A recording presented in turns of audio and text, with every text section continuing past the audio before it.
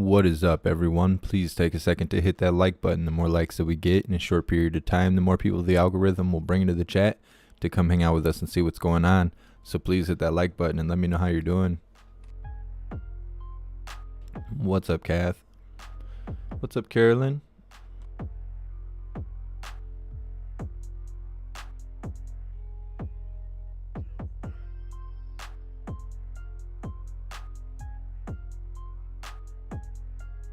What's up, Stormwood? I haven't heard anything about that. What's up, Indigo? What's up, Kim?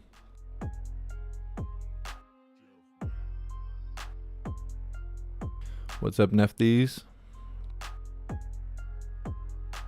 What's up, King of Dorks? What's up, Joanne? What's up, Danit? What's up, Send? What's up, Cynthia J? What's up, Mr. Mountain? What's up, Robert? What's up, William? What's up, Serum? It is definitely coffee time. What's up, Jeff D? What's up, Laura? Make sure you guys are still subscribed. YouTube's been unsubscribing my viewers like crazy for the last 4 days. We've lost like 350 subscribers in 4 days. It's stupid. It's part of their censorship nonsense. Just give me a second. I gotta send out the notifications before I forget.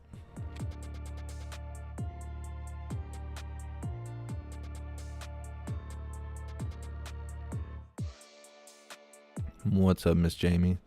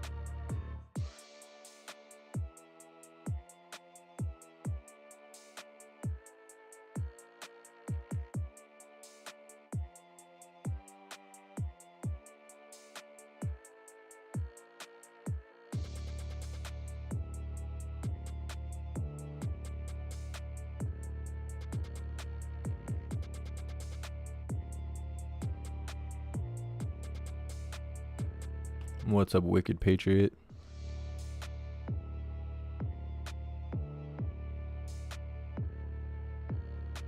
What's up, Justin?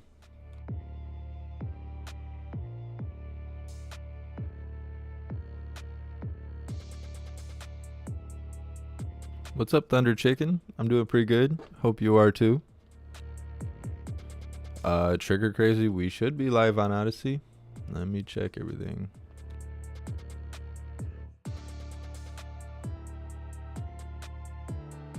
What's up, everyone on Twitch?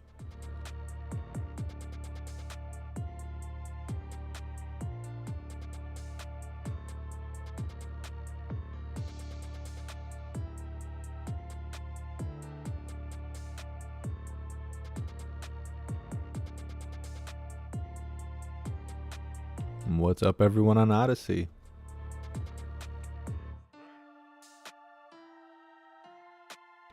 Yeah, Trigger Crazy, it looks like we're live on Odyssey.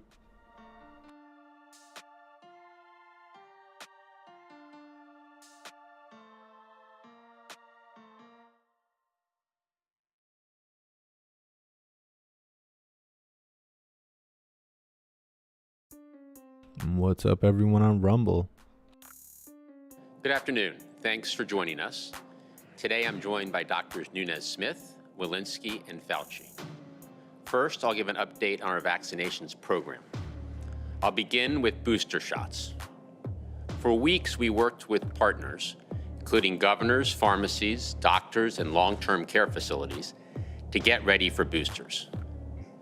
As a result, we were ready to get booster shots in arms on Friday, immediately following the FDA and CDC recommendations. Our planning and preparation on boosters have propelled a strong start. Just over this past weekend, at pharmacies alone, over 400,000 Americans received the additional protection of a booster. And almost 1 million people have already scheduled their booster shots through pharmacies over the coming weeks. Massachusetts and several other states are reaching out to millions of eligible individuals via text messages and email. And New Jersey is opening 3 mass vaccination centers to get booster shots in arms, something all states, tribes, and territories are able to do with support from the federal government, including 100% reimbursement. And the Department of Veteran Affairs and the Indian Health Service are getting thousands of booster shots in arms each day. So we're off to a very strong start with the booster campaign, and we will continue working with our partners to execute so we can efficiently and equitably provide the added protection of booster shots to eligible Americans. At the same time, our top priority remains first and second shots. Overall, more than 3 out of 4 eligible Americans, those Americans 12 and older, have gotten at least their first shot. Importantly, 94% of seniors, those 65 and older, have at least 1 shot. And tomorrow we will hit an important milestone, 200 million adults with at least 1 shot. On his first full day in office, President Biden released a comprehensive plan, the National Strategy for the COVID-19 Response and Pandemic Preparedness.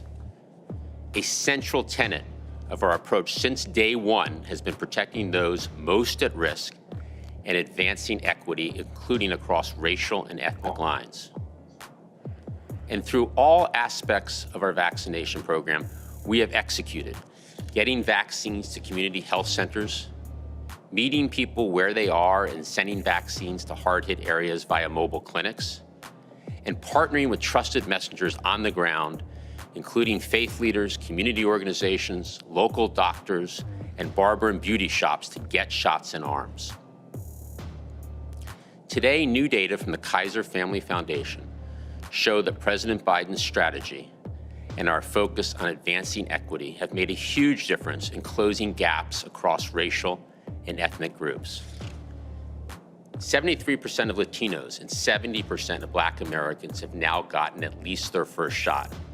That compares to 71% of white Americans. That's racist. Data clearly show that our relentless focus on advancing equity and ensuring our response reaches the hardest hit communities and those most at risk has closed the gaps in racial and ethnic vaccination rates. We know our work isn't done, but this is important progress. We cannot and will not let up. In the weeks and months ahead, we'll continue to ensure equity and fairness as we vaccinate more Americans and get booster shots in arms. With that, let me turn it over to Dr. Nunes-Smith, chair of the President's COVID-19 Health Equity Task Force, to discuss further our work to advance equity in more detail. Dr. Nunes-Smith. Thanks so much, Jeff. I just couldn't agree with you more about the importance of those data that were released earlier today from the Kaiser Family Foundation. You know, that's our latest data point in our nation's fight against this pandemic, and it's very, very encouraging to see. So I want to take a few minutes now to provide some additional context to these most recent data and to also talk about the road ahead. Back in May, just before President Biden's National Month of Action to mobilize an all of America sprint to get US adults vaccinated, this very same survey showed that only 56% of Black adults and 57% of Hispanic adults were vaccinated. And that was compared to 65% of white adults who were vaccinated by that point, a gap of 9 percentage points between Black and white adults. There were many reasons for this gap, including barriers to vaccine access, and some still had concerns about the safety, the efficacy of the vaccines. And those concerns were often rooted in misinformation. Those numbers that you noted, Jeff, 70% of Black adults, 71% of white adults, and 73% of Hispanic adults have now had at least one shot of the vaccines. That's the result of intentional work to address those barriers, to address those concerns. And they are only seen in the Kaiser Family Foundation data that were released earlier today. 3 weeks ago, Pew Research Center surveyed over 10,000 adults online and found that 70% of Black adults, 72% of white adults, and 76% of Hispanic adults have received at least one dose of the vaccine. Just last week, the CDC's National Immunization Survey of 19,000 adults by phone found that 73% of Black adults, 76% of white adults, and 78% of Hispanic adults have now been vaccinated. So while these numbers differ slightly, the weight of these and other recent studies, it's confirmation. We've made important progress in increasing vaccination rates and in decreasing vaccination inequities. These numbers represent much more than simply time passing. They tell the story of an all-of-society effort to get us to where we are today.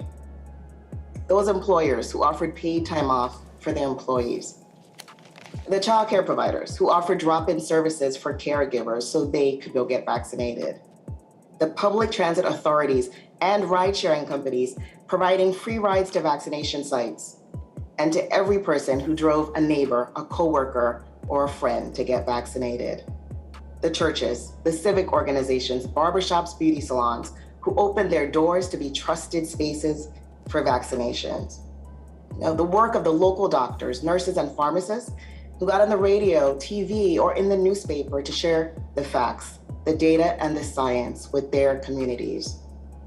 All the creatives, all the space makers who dedicated their own platforms to advancing a critical public health priority. And the moms who encouraged their sons to get vaccinated, and the daughters who encouraged their fathers to get vaccinated, the families who made vaccination a family affair. And that's not a full list. Those are just some of the ways that these gaps have all but closed in communities of color in the recent months. I also want to know that throughout this time, other communities of color, Indigenous and Native and Asian communities, have also been leading the way, making sure people are connected with vaccination every single day. So as a result, these communities continue to comprise a share of the vaccination that exceeds their group's share of the overall population. So progress, but we know there's work still to be done. It remains the case that somewhere around 1 in 4 adults across communities remain unvaccinated, unprotected against this virus. We, of course, continue to see new hospitalizations and deaths from COVID that we can prevent. We just need to have the strength and the commitment to one another and to keep pulling and to keep fighting and to finish the job. This coming Thursday and September 30th, our COVID-19 Health Equity Task Force, established by President Biden by executive order back in January, will be meeting for the 7th time. And this month, we're meeting to vote on the final recommendations that we'll deliver to the president for mitigating the health inequities caused and exacerbated by the COVID-19 pandemic, and to help prevent these inequities in the future. The meeting is open to the public. It can be viewed live on hhs.gov/live at 2 p.m. Eastern Standard Time. And the submission of the final report with these recommendations will be after our final public meeting at the end of October.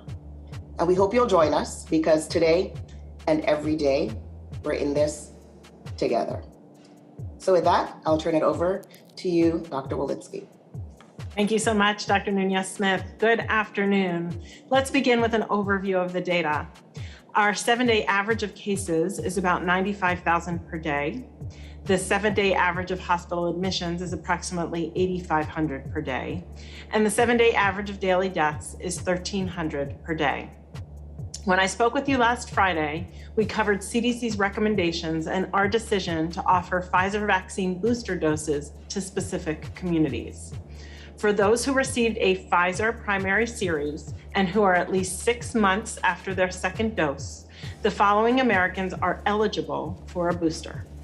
Those over the age of 65, those 18 and older who have an underlying medical condition, such as asthma, diabetes, or obesity, and those 18 and older who live or work in a high-risk setting like a hospital, school, grocery store, long-term care facility, or a homeless shelter.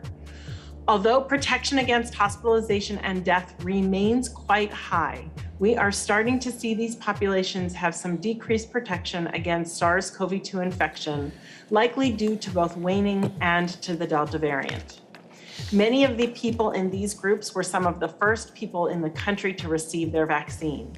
They also include people who, because of where they work or live, may have high rates of exposure to COVID-19. And they are the same people who remain essential to our current COVID-19 response, like healthcare workers and teachers, as well as those in frontline jobs. Their well-being is essential to keeping hospitals staffed, schools open, and many other essential parts of society functioning. Both FDA and CDC reviewed data on the safety of booster shots, including for those who are 18 to 64. Today, we're releasing a new publication in the MMWR that shows that COVID-19 vaccine booster doses so far are well tolerated. This report includes some of the data of our early experience with third doses that FDA and CDC reviewed when they made their recommendations about boosters. The frequency and type of side effects were similar to those seen after the second vaccine doses and were mostly mild or moderate and short-lived. If you are eligible for a vaccine booster and you have questions, I encourage you to go to vaccines.gov, talk with your healthcare provider, pharmacist, or a health professional about your current risk for COVID-19, the benefit of a vaccine booster dose, and the safety of receiving an additional dose. We will continue to evaluate data as it becomes available in real time and with urgency, and update our recommendations to make sure that all of those at risk have the protection they need. This includes those who received the Moderna and J&J vaccines as their primary vaccine, and also those younger Americans who are not currently eligible for a booster dose. As I said last week, this action is an initial step related to booster shots. It will not distract us from our most important focus, to get as many people as possible vaccinated with a primary series. We remain steadfast in our effort to vaccinate as many people as possible and to continue our fight against COVID-19. Those who are unvaccinated remain the most vulnerable to infection, severe disease, hospitalization, and currently there are over 70 million eligible Americans who remain unvaccinated. The best way to protect everyone, including those who are not yet eligible to be vaccinated, such as our children less than 12, is to vaccinate as many eligible people as possible.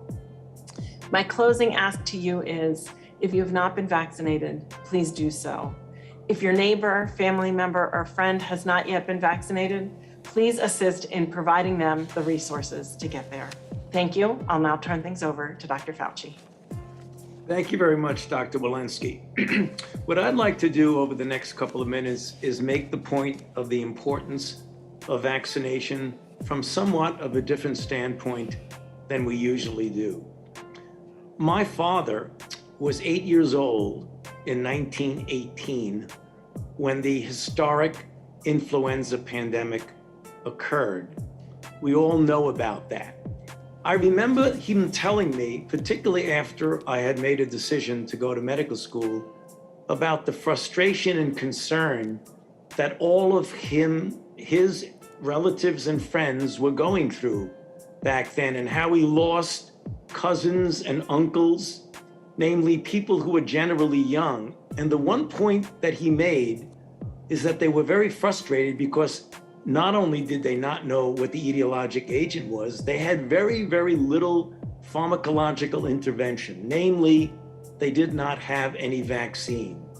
So what we decided to do, my colleagues and I, next slide, please, is that David Morans, Jeff Taubenberger, and I, in May, and then again in August of this year, wrote in the American Journal of Public Health 2 articles, that two-part article, which we called a Centenary Tale of 2 Pandemics, in which we looked at the 1918 influenza pandemic and the COVID-19 pandemic from multiple different parameters, which we called variables. Next slide.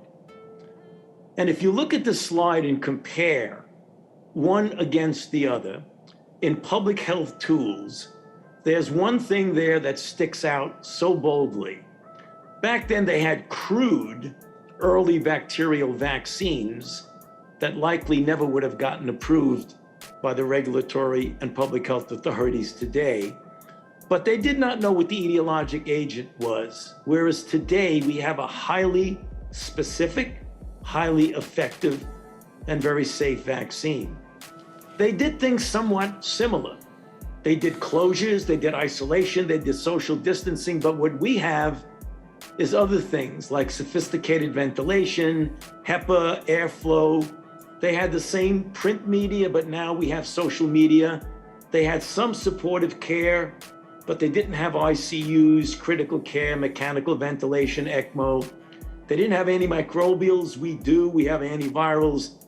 They had the same problem with quack and unproven remedies that we have today. But the thing that really stands out in all of this was the issue of a safe and effective vaccine. Next slide.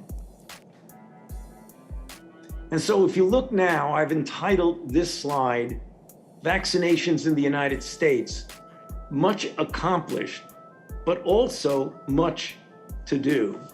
Jeff gave you some numbers about those in this country with at least 1 dose, and the numbers fall under the much accomplished. If you look at people who are fully vaccinated, almost 184 million, about 2.78 and now counting people who've received an additional booster dose. But we've done very well. But in fact, there are still, as we've all mentioned over and over again, there are approximately 70 million people in this country who have not been vaccinated. If you go back and look at the very, very many deaths that occurred back in 1918, the overwhelming majority of those deaths would have been avoided if back then, when my father was 8 years old, they had a vaccine, but they didn't. We do. And if we look at the people already who have died, the overwhelming majority of the people who've died from COVID-19 were people who are unvaccinated. And so we have something my father did not have. Let us use it. Last slide. And that gets back to what we say all the time. After Delta became the most common variant, fully vaccinated people had a 5 times less risk of infection and more than a 10 times less risk of hospitalization and deaths. Message again, get vaccinated. Back to you, Jeff. Well, thank you, doctors. Let's open it up for a few questions. Over to you, Kevin. First question, let's go to Liz Wise at USA Today. Excellent. Thank you so much. I had a question, and this is for Dr. Fauci, because prior to vaccines being available, there'd been a lot of discussion about how in the US we might reach herd immunity through natural infection. We have a Surgeon General in Florida who's a proponent of this. Given the high rates of COVID infection among the unvaccinated, shouldn't we have reached herd immunity in that population by now? You know, as I've said so many times, herd immunity is really a complicated issue of protection by vaccination and those who have continued and durable protection following infection. We do not know what that number is right now. Herd immunity is a concept, namely that most people, whatever that number is, and it varies from infection to infection. For measles, it's over 90%. You know when you are at herd immunity when the virus doesn't have any opportunity to go from person to person. But right now, we don't know what that number is. And when you don't know what the number is, what do? You vaccinate as many people as you possibly can, as quickly and as expeditiously as you possibly can. That's what we should be concentrating on, not any particular number. Next question. Let's go to Yamish at PBS. Thanks so much for taking my question. Two quick questions. The first is Kaiser Family Foundation survey found that something like 71% of unvaccinated respondents said boosters were a sign that vaccines are not working. I'm wondering what the administration is doing to counter that concept, given all the vaccine disinformation out there. And then the second question I have is, can you talk a bit more about why the vaccines are safe for pregnant women? I've seen some studies and heard some of you talk about this, but I'm wondering if you can just lend your voice more to explaining to people who have concerns over pregnant women taking the booster shots and the vaccines. So Dr. Walensky, why don't you address pregnancy, and Dr. Nunez-Smith will come to you on the booster shot message. Happy to, thank you. We are fortunate now to have extraordinary safety data with all of these vaccines. We know that pregnant women are at increased risk of severe disease, of hospitalization and ventilation. They're also at increased risk for adverse events to their baby. We now have data that demonstrates that vaccines in whatever time in pregnancy or lactating that they're given are actually safe and effective and have no adverse events to mom or to baby. And we've actually seen that, in fact, some antibody from the vaccine traverses to the baby and, in fact, could potentially protect the baby. I think what's really important here to emphasize is we know that about 30% of women who are pregnant right now are vaccinated, an extraordinarily low number. And in fact, about 15% of African-American women who are pregnant are vaccinated. And this puts them at severe risk of severe disease from COVID-19. In August this year, we lost 21 pregnant women to COVID-19. So we absolutely have the data that demonstrates the overwhelming benefit of vaccine and really very little safety concerns at all. Dr. Nunez-Smith? Yes, thank you. Our primary focus remains on connecting people who are unvaccinated with vaccine. That's what we know works, what we know will get us to the other side of the pandemic. So it's really important for those people who are still deciding, right, and are now wondering about booster, that we continue to reach them where they are. The fundamentals of our strategy remain the same. This is about a national public education campaign that is implemented through and with local partners. And so continuing to get that message out to people, what we know now, what Dr. Fauci ended with, that people who are vaccinated now are protected against illness, the most severe outcomes of COVID-19. So we are very aware of those data and continuing that strategy to connect with people, answer their questions, provide them the evidence that the vaccines are safe and effective. Next question. Let's go to Ebony McMorris at American Urban Radio Network.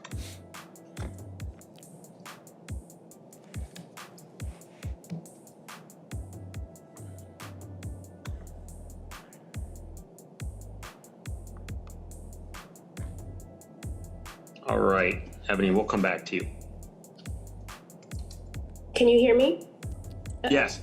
Hey, Ebony. Okay, I'm sorry. Hi. Two quick questions. I know you're still weighing the effect of people switching their vaccines, so going from Pfizer to Moderna or J&J to something else. Is there any update that you can give us as far as that's concerned? And also an update on what you're seeing as far as long-term effects on those who have had COVID and how you're gathering that data. Dr. Fauci?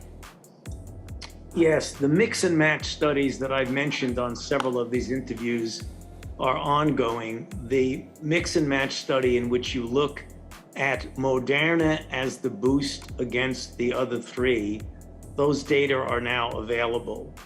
The J&J as the boost for the other three likely will be available literally within a week, a few days to a week. And the data on looking at Pfizer as the boost to the other three will be available somewhere in the first week or at the most 2 of October. That's when the data will be available. Of course, as with all things we do, they must be submitted to the FDA for their regulatory approval. So you don't want to get ahead of the FDA, but at least that's where the data are right now. Thank you. What was the second question? Can you repeat that, Ebony, please?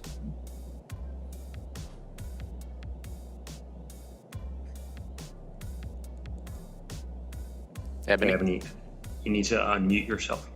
The second question was an update on what you're seeing as far as long-term effects of COVID-19 on elderly and how you're gathering that data. Yeah, I can answer that, Jeff. We're doing a very large cohort study that has been started. The award has been made to look at any of a number of different groups of individuals of all ages, from young individuals, children, to elderly individuals, to look at A, the occurrence, B, the duration, C, the pathogenesis, if at all we can gather that, and then D, if anything, can we prevent and or treat this? And maybe I'll just add that we also have cohort studies ongoing with numerous academic institutions, as well as surveillance studies that are doing survey data in collaboration with numerous states to understand the impact of long COVID as well. Next question, please. Let's go to Raphael at Univision. Thank you. My question is to Dr. Walensky. Here in Georgia, we have many Hispanic families worry about their unvaccinated kids that are still ineligible. And there are some superintendents in our state that haven't taken the recommendations by the CDC. So I would like you to remind us what the science behind the use of masks that made the CDC say that it actually helps stop the spread. I understand there's a study you guys published on Friday that show the results on Arizona, if I'm not mistaken. So could you please help our parents understand why is that important, and also for them to also speak to their superintendents and let them know that the science reflects that the masks really work in schools. Thank you. Thank you, Raphael. So several points. One is that the best way to protect our unvaccinated, and that includes our young children, is to surround them by people who are vaccinated. So get vaccinated yourself. It would be great to have everybody who is eligible to be vaccinated to get vaccinated to better protect the people who are around them. You're referring to a study that was done in Arizona, published on Friday, that demonstrated that in jurisdictions that had masking early in their school year this year, they had were 3.5 times less likely to have outbreaks in the school. This, of course, was a study that was published this week related to this school year, but we have numerous studies from last school year that repeatedly demonstrate that school outbreaks are prevented when we have masking in schools. Okay, why don't we take one last question, Kevin? Last question, let's go to Cheryl Stolberg at New York Times. Hi, thanks for taking my question. You've talked a lot about closing the racial divide in vaccination, but if you look at the Kaiser family survey, the biggest divide is really a partisan divide. 90% of Democrats are vaccinated, but the groups least likely to be vaccinated are white evangelical Christians, rural residents, Republicans, and the uninsured under age 65. So given that the president is not the best messenger, perhaps, for these groups, I'm wondering what specific steps have you taken to close the gap with those communities, Republicans and conservatives? Or do you think that they are simply not persuadable? Dr. Nunez-Smith? Yes, thank you for the question. And so we think everybody is worth that investment, right? To connect with them and to make sure that they have the information. And it's absolutely right. Inherent in the question, the messenger matters and the message matters. I've been very grateful to be in conversation in many stakeholder roundtables, including with many of the people from the groups that you just listed, to help inform the National Public Education Campaign and the strategies to connect with communities. It might take a little bit longer, but we are absolutely laser focused on reaching everyone, making sure people know the vaccines do work, safe and effective. We're all here as public health professionals and physicians, not as politicians. And that is important to convey to everybody. This is not a political or partisan issue in the least. It's a public health crisis, and we have the tools that we know work to get us all safely through and to the other side. The thing I'd add, Cheryl, is that all of our work to date and all of the research says that the right way to reach people is locally and in communities with faith leaders local to the community, local doctors and other health providers. And we've made a concerted effort to ensure that those efforts are well funded, that we're getting the message out with a real local emphasis. And we all know the importance of doctors and health professionals in terms of reaching people in a trusted messenger way. Thank you for today's briefing, and we look forward to seeing everybody soon. Thank you.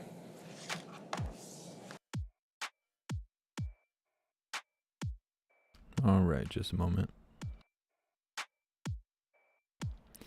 Well, we knew that was going to be some lying and crying.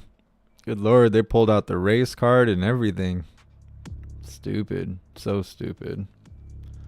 And then they turned around and said, the best thing you can do if you don't have the jab is be surrounded by people that do have the jab. After they've spent months saying that if you got the jab, you should be scared of everyone that doesn't have the jab. Because your jab works. It works, but you should be scared of everyone that doesn't have one. That stuff is stupid. So we have some more lying and crying with General Psaki in about 20 minutes, 23 minutes. Not sure if we should just keep, well, you know what? We should get the Pledge of Allegiance in. That's what we should do. Just a moment.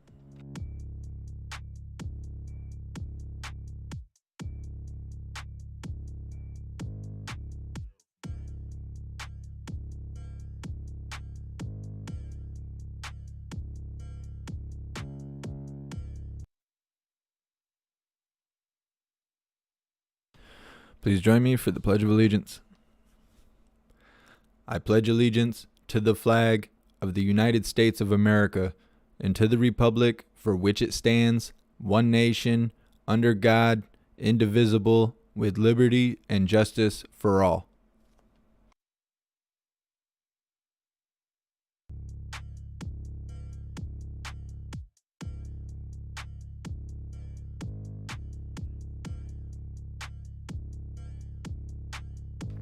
I can't believe they still try and push the jab the way it is. Nobody at government level has to get it. None of the illegals coming across the border have to get it. It's so stupid. And if it's so effective, why do you care? Like, supposedly only 25% of the country doesn't have it. Well, then why are you pushing it so hard? Why do you care? That's a very small percentage. So that's how you know. It's a bunch of nonsense. It's crazy on like Facebook, where there's hardly any conservatives because of the censorship. There's people out there running wild. I see so many comments, especially from news posts with Michigan in relation to the mandates and restrictions and stuff. People in the comments are super insane. They're saying, like, you should be forced, or you shouldn't be allowed to go to the hospital, or you shouldn't be allowed to go to school, you shouldn't be allowed to work, you should be locked in your house. It is hard to read that stuff and know that these people are so close to me. It is a very frustrating feeling. That's one way to put it. It's unbelievable. It's unbelievable that people would say that you should be forced. Nah. It's hard. It's hard to not feel like you want to respond with violence for that kind of thing. Like, we have rights. We have freedoms. You can't force people to do anything. It's crazy that people say that.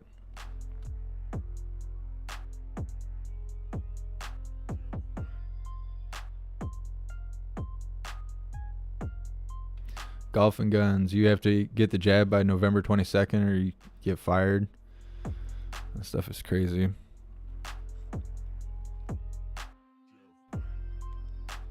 I wish I could say your name. But yeah, they're Nazis. 10 days of darkness. Yeah, I agree. I've seen so much speculation on the whole purpose of the jab. Like yesterday, General Psaki referred to the people that have the jab as the marked. She said something, we have to protect those that are marked, in reference to those that have the jab.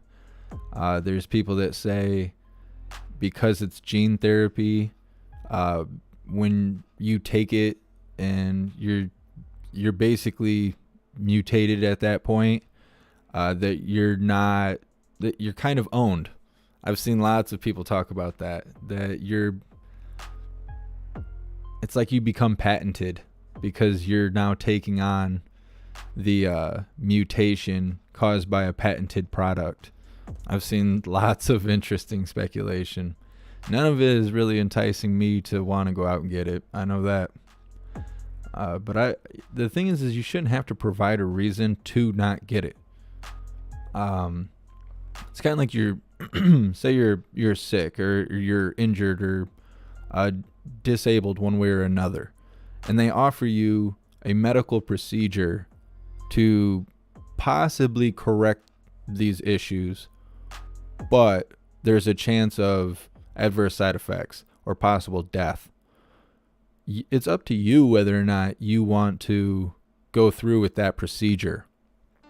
I don't know why they're trying to make this any different. That stuff, it just doesn't make any sense.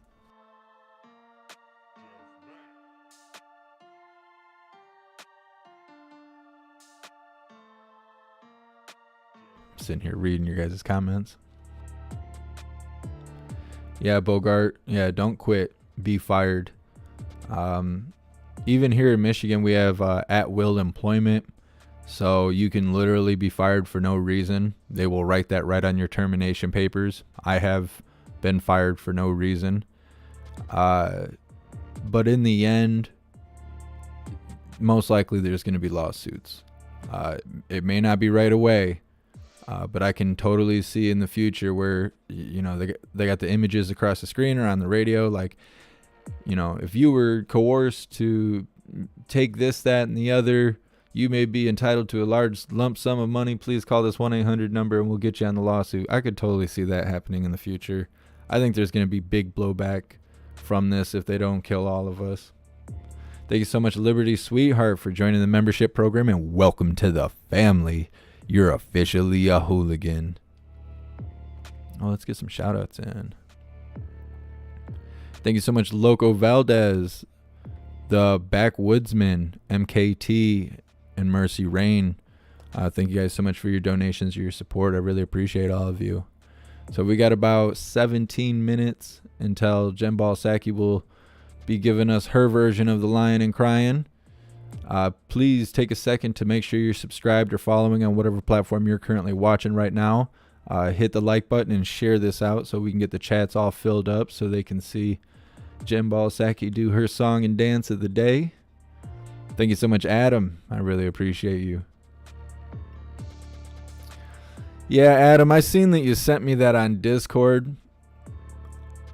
I can't say it the way you want me to say it. It doesn't sound right, and it takes away my emphasis on one nation under God. It's the under God part that is being emphasized, as well as I'm also trying to speak clearly, because if you can't understand what I'm saying, it loses its purpose. It's good that you put it out there for those that want to take it under consideration, but I'm just saying it the way I've been saying it for the last 30 years. I don't know how else to say it. Otherwise, it just sounds all goofy. But I seen that you had wrote me in Discord. I just didn't know how to respond without it sounding a certain way. I have to use so many emojis when I type because I feel like the tone in my writing sounds rude. And I'm not trying to be rude. It's very annoying. Text is so annoying. For me anyways.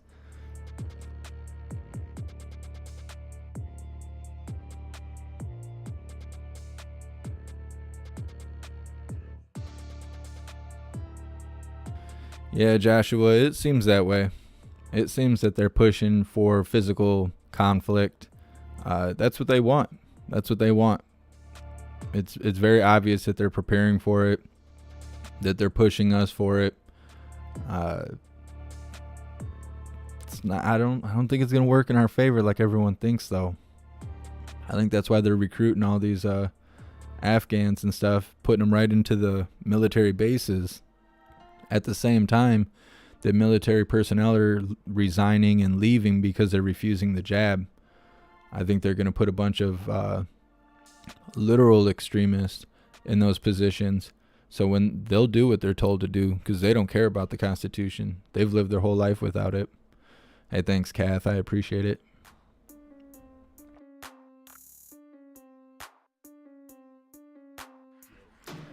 I don't know. Hopefully something changes. I don't think physical combat's it's not gonna be nice. I know it's not gonna be what people think it is. If you can't go out in the and well, not even the woods. Not even out in the woods, but if you can't go and protect yourself, your loved ones, shelter in an undisclosed location where you are completely out of sight and unable to be targeted from the sky, if you can't do that right now, you're not in a position to even want that kind of stuff. I mean, unless you're talking like a kamikaze type of situation, they have too much equipment, too many resources, and even police officers will tell you, my car doesn't have to be faster than yours because my radio is. And that's how the military operates too. They're, they can hit you without you even knowing they're around. It's not like people think. It's not good. I was speaking with a hooligan, I think a week ago, and we were discussing about if you've ever been in a position where you thought you had to defend yourself in a lethal way, either you did have to or you somehow they got resolved. It is never a good feeling. It's never a good feeling. When that situation ends and hopefully everyone is still alive at the end of it, it's not a good feeling. It's not like, oh man, I'm so cool. That guy almost lost his head. No, it is not a good feeling. Anybody that has actually been in that situation knows that it's hard to not have shivering and shaking. Is very difficult to come out of that tunnel vision state. And then having feelings of doom and gloom, remorse, depression. It's not good. It's not good. It is not good. And Chris, I know you're being funny, but smoking a J does not take that feeling away. If you've ever put a pew-pew to someone's face and you thought that you were going to have to remove their face, no matter what the situation is, when it gets resolved, however it resolves, that feeling just never goes away. It changes you. It takes a part of you. And so people who are saying oh yeah, I'm ready for combat, blah, blah, I got my plate carrier and yada, yada. If you've never been in that situation, you don't know what you're asking for. You do not know what you're asking for. That level of violence and combat is it's tragic. It's not good. It's not good at all. That's why I keep saying I feel that we need to figure out a way, and I don't think there is a way, but we need to figure out a way to try and be as proactive as possible instead of waiting for that to happen. Instead of waiting for it to be oh, I'm just waiting for, it to hit the fan and we'll just go lawless. We'll just defend ourselves to the death. One, that is kind of lazy because there's plenty of stuff that could be done or something. There's lots of effort that could be put forth prior to waiting for it all to come crashing down around us. And another sense is if everybody just waits around for that to happen, if there is opportunities or options out there, we're letting them pass us by because we're just waiting for the end. What I think is interesting is that we don't have any kind of documentation or obvious options to change what is happening in small segments. So, like, if we don't like who the president is, and supposedly we voted him in, we don't have a way to vote them out. It's up to Congress. If we don't like Congress and we supposedly voted them in or whatever, we don't have a way to vote them out. There's nothing in place to correct our decisions once they're made, saying that we made those decisions. Man, that instant coffee is killing me. I need to stop drinking that. But yeah, that's messed up. I didn't know a whole lot about government or politics at all until I started going live with the riots and protesting and stuff, which is how we eventually trickled down to covering these lives. I was surprised to find out that there isn't documents for us to fill out. Getting petitions signed and stuff is just for show. I mean, it's supposed to mean more than that, but it really doesn't. You can get 1 million signatures on a petition and turn it in and be like, look, this many people want this changed. But whoever you turn it into, it's up to them whether or not they care. They don't have to care. They can just take your document that you handed them and throw that right in the trash with all 1 million signatures. It doesn't matter. That stuff doesn't matter. We don't have actual... I'm trying to think what I'm trying to say here, or how to put it. We don't have options to where we can hold like a special election and stuff like that, where we can just guarantee it, where we can say, okay, if we do this, this will fix our problem. Let's all put our effort into doing this and getting signatures or whatever it takes to push this document through to start this process to change these problems we have. For some reason, we don't have that in place. We have ways to put people in office. We don't have ways to take them out of office. And I cannot understand why Congress does not have term limits. That does not make sense to me. That is how all these agendas move forward. And it's crazy. If you go you get bored one day, start looking up federal documents that have been released to the public because of FOIA. FOIA is the Freedom of Information Act. It is very powerful, and each and every one of us have access to the FOIAs. We can write a FOIA. I was told by my attorney when I was in a situation a few years ago that you can take a napkin and you can write the requirements for a FOIA right on the napkin, and as soon as you sign it and date it, it becomes a federal document. And whoever you are handing that to, when you serve that document, they have like 14 days to comply or else it's a federal crime, even though it's wrote on a napkin. FOIA is one of the most powerful things that we have access to. Well, when the Freedom of Information Act became law, there was a lot of federal documents that were released.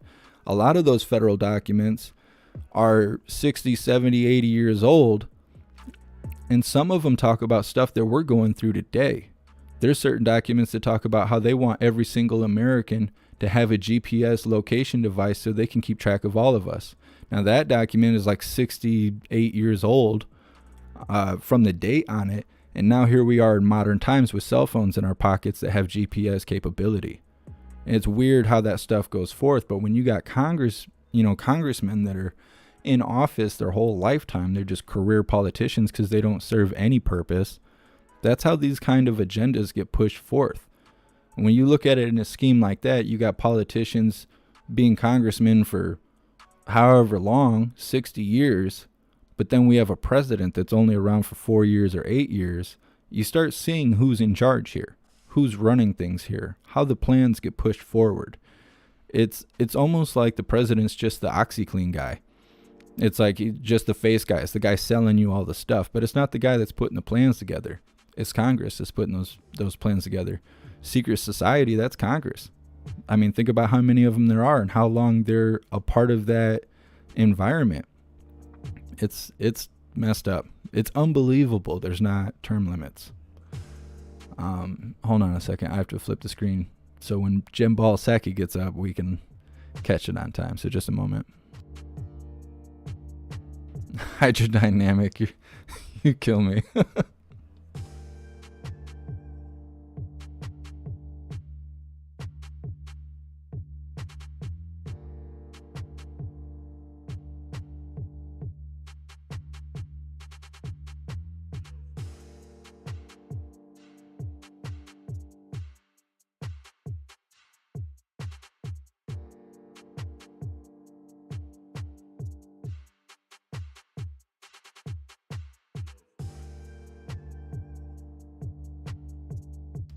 All right.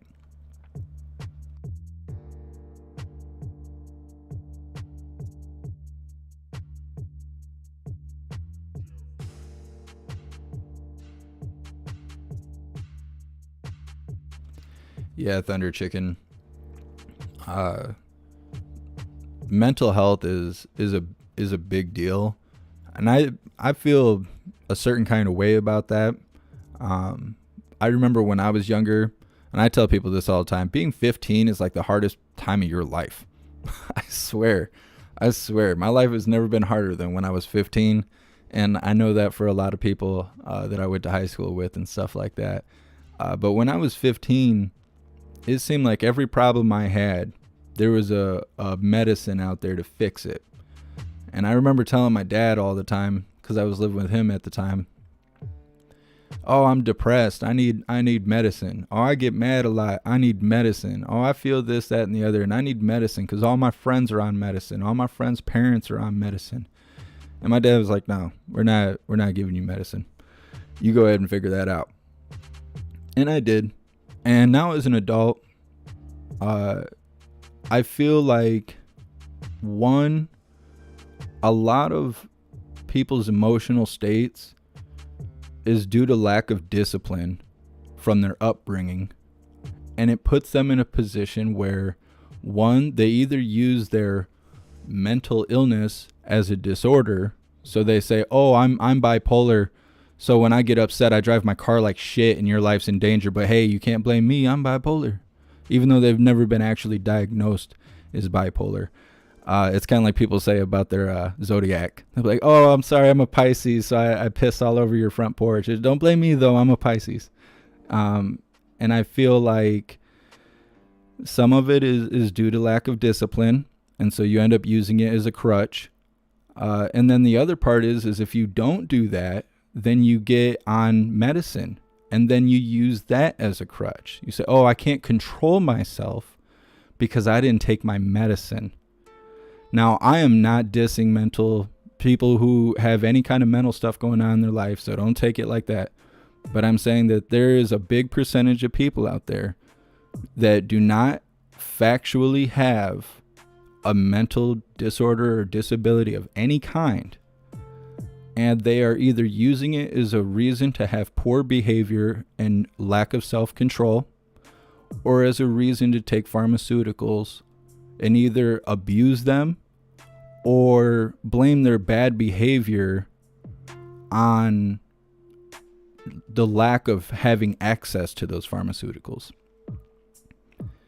And growing up, like I'm saying, being 15, I was in a very hard situation back then. And I think being 15 is just a hard situation on its own. If my dad if he would have been different and said, yeah, we're going to get you every little thing for your little hurt feelings. Oh, you know, your feelings hurt so bad for every little which way. Let's give you a different medicine for each little way you feel. I'd probably be addicted to medicine. And I know that's not how it's said. I'm trying to preserve my channel. But I probably would be. Or I would be having no self-control, because that's what a lot of it comes down to, controlling yourself. If you're not willing to control yourself, you're saying, oh, I need a pill to control me because I can't control me.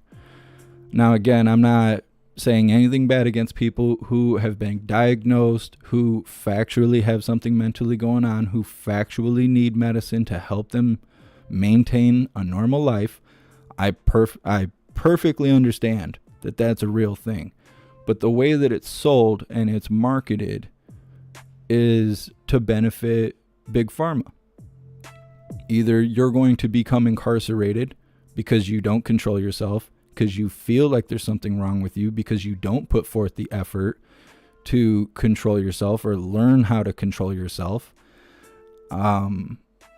or you become addicted to medicine, and then you're paying for the rest of your life. You're paying a lifetime subscription to taking medicine because you're not controlling yourself, because you refuse to control yourself, or you're a threat to yourself, your kids, or your family, or anyone around you, and you're blaming it on on a mental disorder that you've never had proven that exists, and you're using it as a crutch.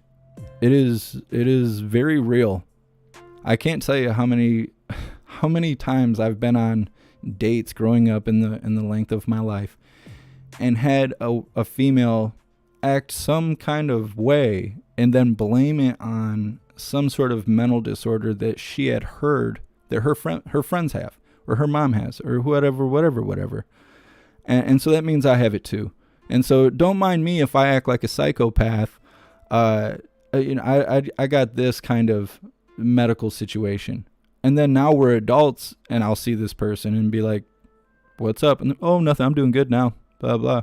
Oh, well, I thought you were a full-blown psycho and you were on 17 different kind of pharmaceuticals for it. Oh, no, I grew out of it. You can grow out of it. You learn self-control. I don't know. I think that the whole mental health thing that's a pandemic on its own. I think that kids should have reinforced discipline. So when you grow up, you are disciplined, right? Like, look at our workforce situation. People don't want to go to work. It's not because there's a lack of jobs. I'll tell you that. It's not because of a lack of jobs. There's tons of people hiring, but they don't want to go to work. Why? Because work's hard. Well, you only feel like work's hard because you're not disciplined. You're not willing to do what it takes to make sure you survive. They want to blame it on wages. Right now, down the road, there's McDonald's, and they're paying employees like $17 an hour. For what? I was working in a factory building car parts for Chrysler, and I was only making $15 an hour. You're deep frying fries for $17 an hour.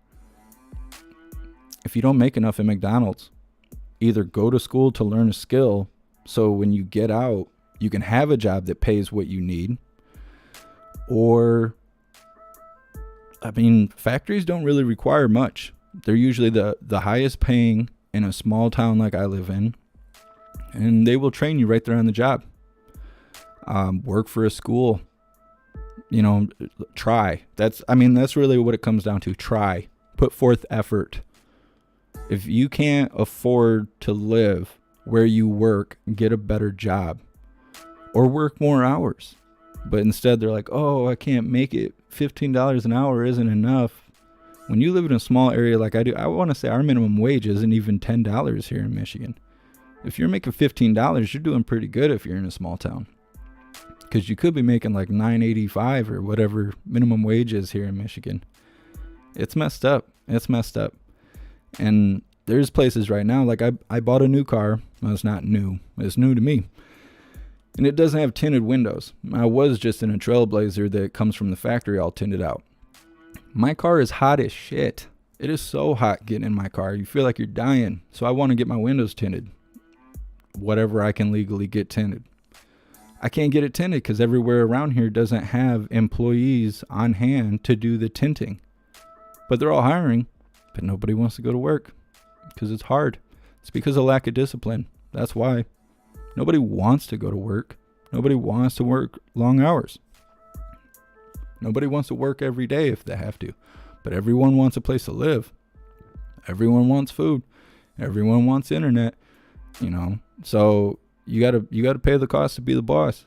And because of lack of discipline, kids have grown up to become young adults and their feelings hurt. And we're seeing it on the screen all the time. They're burning houses down, burning buildings down, crying and calling for racism and all this stuff. People probably call me racist right now in one of these chats I'm not looking at. Oh my God, you want me to go to work? You're a white supremacist. I'm sure. Because it's a lot easier to point fingers and call names than it is to actually get your ass up and go do what you got to do to get what you got to earn it. You got to earn it. Whatever you want, you have to earn it. That's what's so great about America. You can have anything you want. You just have to earn it. You have to do what it takes to get it. Because crying and lying and standing at the welfare office, it ain't going to get it done. It's not going to get it done. And I mean, I don't have everything I want, but if I work hard for it, I will. And that's all there is to it. Oh, General Psaki, you're 5 minutes late. Got me out here preaching to the choir. I don't know. It kills me. It kills me to see that. Especially, like I'm saying, a lot of stuff here in Michigan. I get a lot of news from Michigan. And it's hard to see that I live in the same area as people who want to force the jab on others. People who think $15 an hour at a fast food restaurant isn't good enough. It's so weird to be the same age as these people but have such a different mindset. And I think it's because I spent most of my upbringing with my great-grandparents. You know, when I was like 5, 6 years old, I'm going to, my friend's house and their parents are in their 30s and 40s. I was living with my grandma. She was like 65. She was like 70 years old. We were watching like black and white TV at the house. Like, life was different for me than it was for my friends and stuff. And now that I'm an adult and I see people my age and they're like drug addicts claiming mental disorder that they've never actually gone and had verified. They're lazy. They're on welfare. They're incarcerated. It's messed up. It is messed up.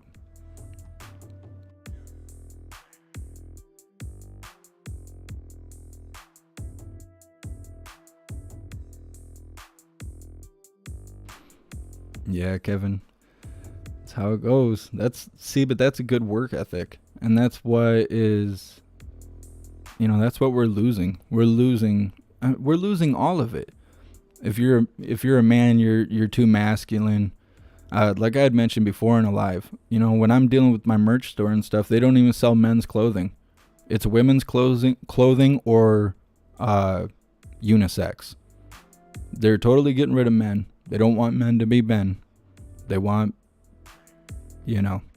toaster stuff. They're dividing everyone by race. Then that pure blood stuff came out. Now that's a biological division. They're getting rid of all that stuff. They're getting rid of religion. Yesterday, there was like a huge explosion of information about the government somehow insinuating that there is no power higher than government. It has to do with your freedom of religion. I can't remember where it was. I think it was New York. I don't want to get the information wrong, but I want to say that some elected official in New York said something about your freedom of religion not being a reason to be exempt from the jab or the mandates. That there is no one higher than your government, which is an infringement on our Constitution rights, freedom of religion. And they're trying to get rid of that. It's not okay if you're a man. It's not okay if you're white. It's not okay if you pray to God. So on and so forth. They're getting rid of it. It's on purpose. And our work ethic being diminished is a part of that. It's a part of the agenda. Hey, thank you so much, GW Hampton. I really appreciate the donation, the support. Thank you for being here. Thunder Chicken. Are you actually a Christian chicken farmer? Well, being a Christian is your own business, but are you actually a chicken farmer? Yeah, Lisette, removing the tyrants is the only way. That's the only way we're going to fix all this. But like I'm saying, it really comes down to Congress. Because even when Trump was in office, and he would say a lot of great things that really sat well with a lot of us, a lot of stuff he would try and push Congress and all of them, they would shut it down. Right now, everything's running so smoothly because, Congress, the House, the White House, they're all Democrat. They're all on the same page. They all want this new one world order, yada, yada. We need term limits for Congress. It just doesn't make sense. I wish somebody could make it make sense. Why are they just lifetime politicians? And what does someone that's 85 years old know what it's like to be 35 in this modern time? What do they know about it? What do they know about trying to survive in life the way it is right now? So it just doesn't make sense to me.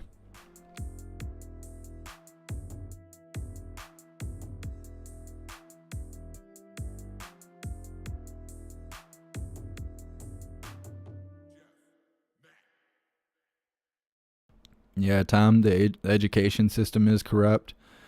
The education system I always think is really weird, because if you've ever been incarcerated and then you go into a school, it is really weird how similar it is.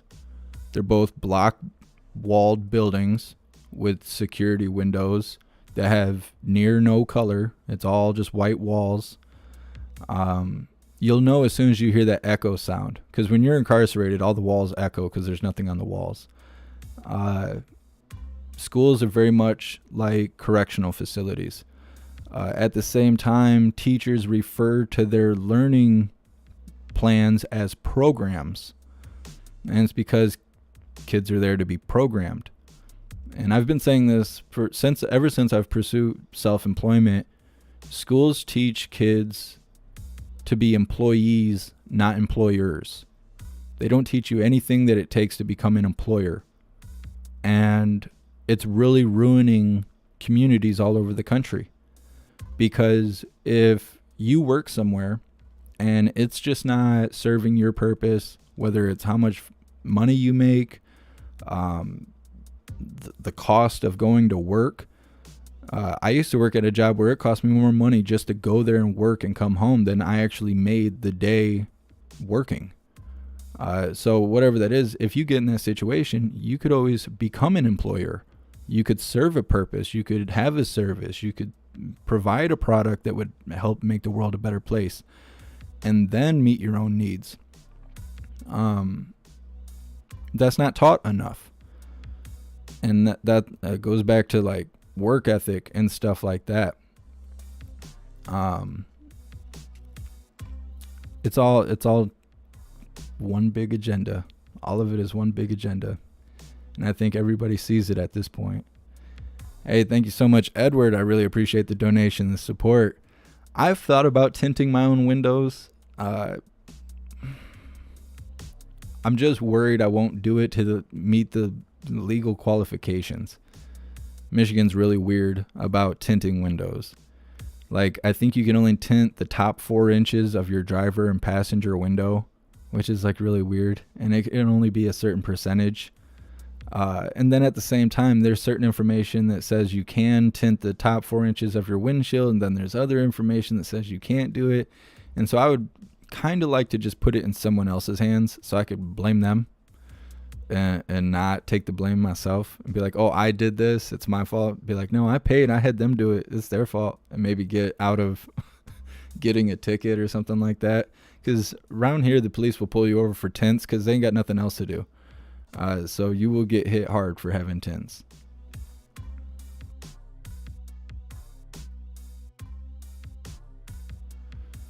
King of Dorks, join the membership program. I don't see it on the listing. Oh yeah, I see you. Thank you so much, King of Dorks, for joining the membership program, and welcome to the family. You're officially a hooligan. Thank you, Liberty Sweetheart, for letting me know.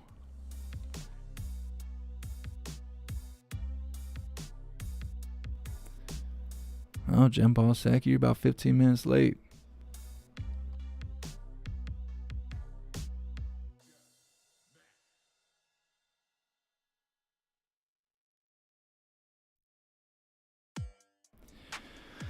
Yeah, she's late. They didn't reschedule it, at least not on the White House website, which sucks because it's not very reliable. Kind of like the people in the White House. There's a Senate hearing on right now. Is that the stuff with General Milley? I saw that was going on earlier, but I wasn't at home. I wish they had all this information in one place, so I would be able to wake up, check the schedule, and know what's going on across all government, not just the White House or whatever we can get out of the Pentagon.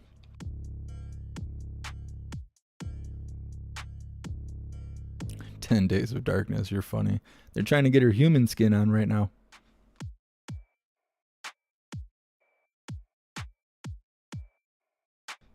Exactly, Smokey SGT.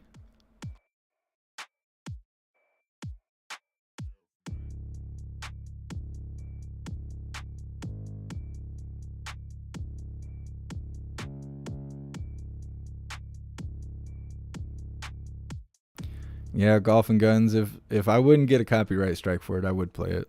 I would actually play a lot of music, besides just my own beats and stuff, if I could get away with it. But now even Twitch will mute you for it. And I don't know what was going on with Rumble. Rumble shut the live down earlier. I don't know why. Thankfully, for the way that Rumble and Odyssey work, because I have to put in the codes every single time we go live, if the live goes down and I start the live back up, or even if I just continue rolling, it will pick back up, which is pretty cool. What's nice about Twitch is I can go live, shut down the live, start a new live, and you won't actually have to leave Twitch. You can actually just sit there in the chat. And the chat, I believe, is live 24/7, so you guys can actually just sit there and chat on Twitch in between lives. And you don't have to like recycle the page or anything like that. On YouTube's the hardest one. I mean, it's the easiest to go live, but it's the hardest one to deal with because they will shut the live down for every little thing. Their community guidelines are really strict. And then if I, like for these two lives, if I would have shut this live down and went live again with Jembal Psaki separate, everybody in the chat, you can't just sit here and wait for me to go live again. It's a whole different live feed. You would have to find the new live feed. And then if I say something YouTube doesn't like, they'll shadow ban me, and then you won't even know that I'm live unless you go all the way into my channel. If you just scroll past it, it won't say I'm live if I'm being shadow banned.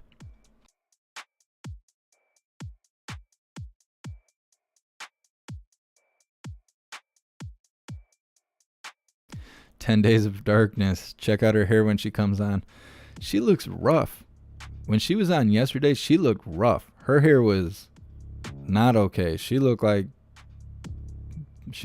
She looked a way I can't even say it on the live. She looked like she was being friendly with a lot of people in a very small room. That's probably the best way I could have put that. My goodness. Just really outdoing myself right now. Liberty Sweetheart, I know someone pooped in the hallway at the White House, and I know who did it. That's the old man, Walter.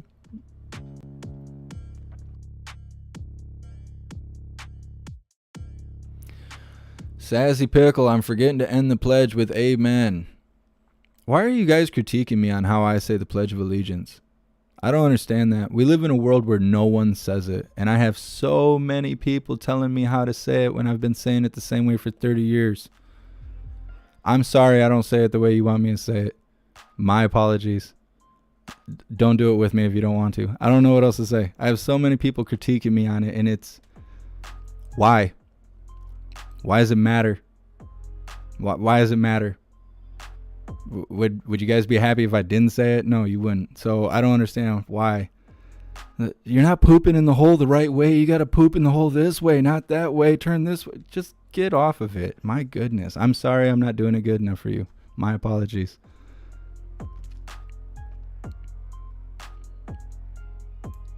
Trigger crazy. It's because I'm a bigot. That must be what it is. That's got to be what it is.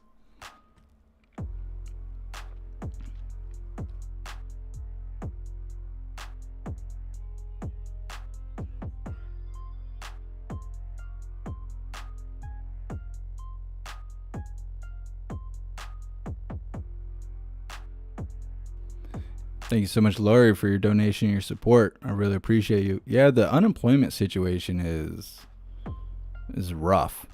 It is rough. When I was laid off at the beginning of C-19, when they shut the factory down, I struggled for like 6 weeks to even get it to go through. And then when it did go through, by the time I got a payment, I'd been out of income for like almost 10 weeks. It's a nightmare. Unemployment's a nightmare. All of that stuff is a nightmare. Anything that's ran by the government sucks. Call in Marvin. I don't know if it's the same way for every state, but here in Michigan, if you're on unemployment, you call a system called Marvin. It's an automated system. The questions they all contradict themselves. Very confusing. It's like trick questions. The system doesn't work for crap. And then if you have an issue and you need to fix it, you have to call this hotline number 100,000 times in a day between a 8-hour period to try and get someone on the phone. And then if you do get someone on the phone, half the time the connection sucks. It's worse than the audio that we hear through all this elected official crap when we're listening to hearings and stuff. Everything ran by the government sucks, and I don't understand that. They're the ones getting all the money. Why does all their stuff suck? All their equipment, everything sucks. I don't get it.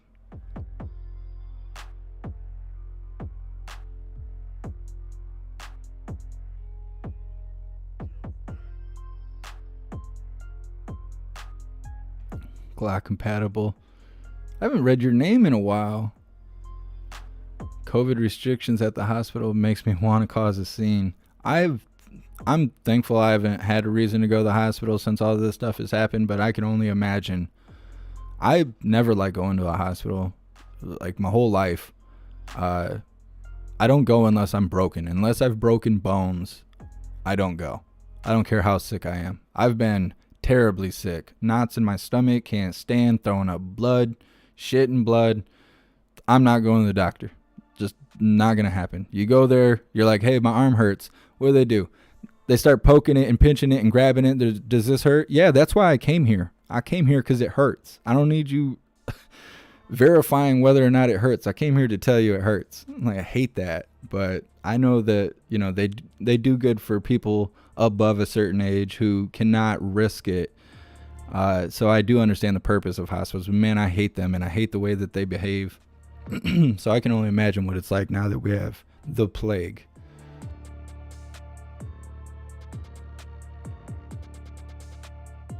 I'm trying to think, how do you say your name? Anil, I can't even say it. Soares. Thank you so much, Soares, for joining the membership program, and welcome to the family. You're officially a hooligan.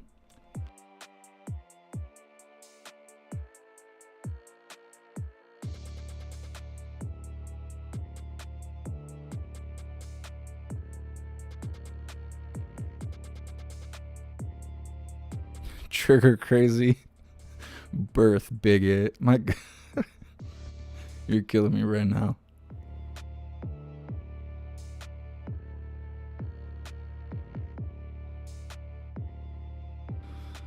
Man, General Psaki, you're late. I'm trying to think if there's anywhere else I can look to see if things have been I don't know why they would be rescheduled unless they're waiting on this stuff with General Milley, or however you say his name. I don't know. I wish I knew more about that. When I got home, I had hour-old notifications from hooligans saying, hey, we should watch this, that I didn't even know what was going on. And being an hour into it, I don't like showing up halfway through something or at the end of something. It's a lot of work that ends up just going into a ball of flames. It takes me a long time to get everything set. Then we finally go live. Then people finally show up. And then all of a sudden it ends. And then people are like, well, why'd I even show up for this? And I've done that enough times to where I won't do it now. And so with it being an hour old, I was like, well, we missed it. Not going to show it. And I knew we had the White House stuff going on. Now we got General Psaki. Almost 24 minutes late.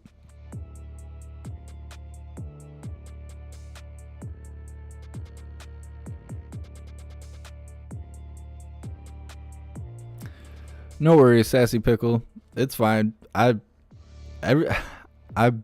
really not fazed by it. I just think it's funny that so many people have been coming after me on the way that I say the Pledge of Allegiance. I just was not expecting that. It caught me off guard.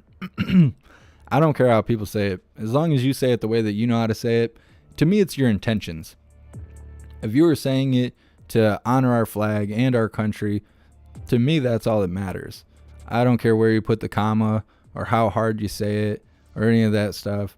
To me, it's the intention behind it. We live in a time where it's not said, it's not encouraged to be said, and they basically are trying to erase it. They're trying to get rid of it altogether. So for me, it's the intent that matters to me. Like I mentioned a couple lives ago, I've realized that the elementary schools near me are playing the Pledge of Allegiance over the intercom for the whole school. It's usually when they're all leaving school and stuff. And to me, that means a lot, because I was in school when they stopped doing. I think I was in 7th grade when there was an announcement saying, because it says under God, you no longer have to stand for the national anthem, and you no longer have to participate in the Pledge of Allegiance. Now, being a stupid 13-year-old or whatever I was back then, I was like, great, I don't want to do what I'm told anyways, so I'm not standing for nothing. But now as an adult and seeing the agenda unravel right here in front of me and seeing communism move in, right now I feel like it matters more than ever to say the Pledge of Allegiance, to stand for the national anthem, to have both of those actually happen on a daily basis is important. So, I mean, it's fine. I get critiqued on everything. I get emails and DMs about every little thing I do. That's the price you got to pay to be on the screen. But for everyone that's saying it with me, it's your intent that matters to me.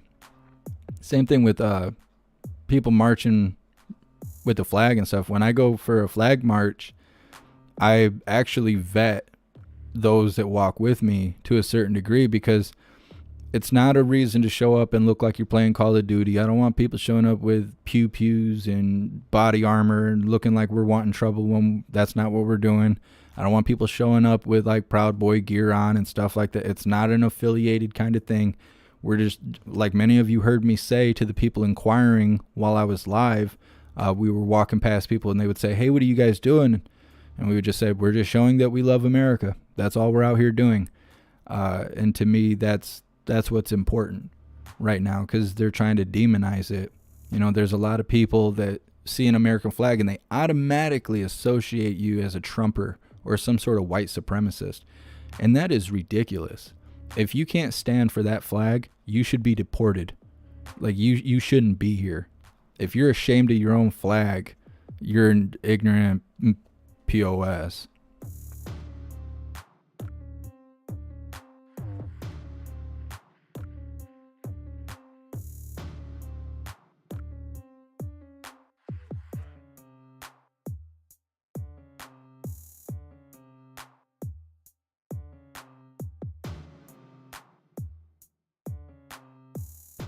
Thank you so much, Adam, for your donation and your support. I appreciate you.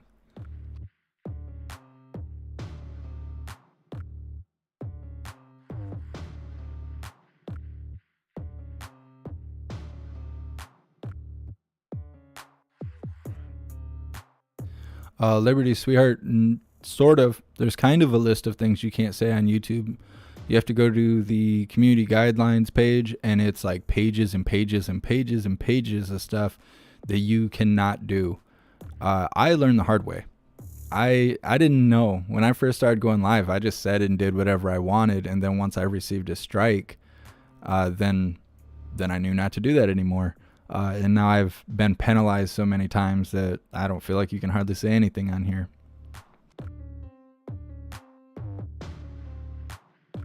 JB the Cook, am I going to show General Milley? Are they still showing it? Is the General Milley thing still going on?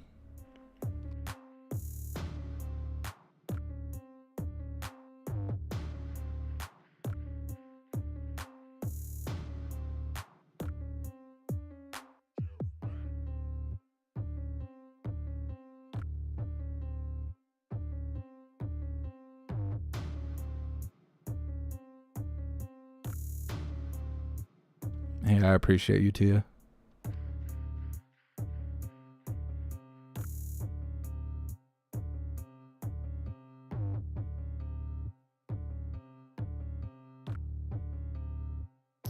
All right, well, I guess we will try and find And that must be what Jen Psaki's waiting for, is they're waiting for this General Milley thing to pass, because she's 30 minutes late, and she's normally late, but she's not normally this late.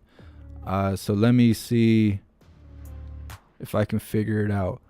Trigger crazy, yeah, I can say fuck. The only reason I know I can get away with it is because when we're watching protesters, they're constantly saying it. So I know I can get away with it. But when I actually set the ads, like say I upload a video, running a live and uploading videos to YouTube has two different lists of rules of what you got to do to follow. If I upload a video, it actually asks me, does the word fuck appear in the first 30 seconds of the video? And that actually will determine whether or not I can have certain kind of ads and stuff put on my video. It's whatever. Assistant, yeah. Angry emojis, eggplant emojis, gorilla emojis, anything like that, that's flagged by YouTube. Skin color, elected officials' names, lots of that stuff. Kevin, yeah, I'm in Michigan. I'm on the west side of Michigan, right on the lake. I know a lot of people think that Michigan is Detroit and nothing else. So I've heard a lot of people say, oh, Jeff's in Detroit. I am not in Detroit. I am as far from Detroit as I can be without leaving the state. So I just want to make that clear, because a lot of people think I live in Detroit and I don't. All right, I'm going to see if I can find this General Milley stuff.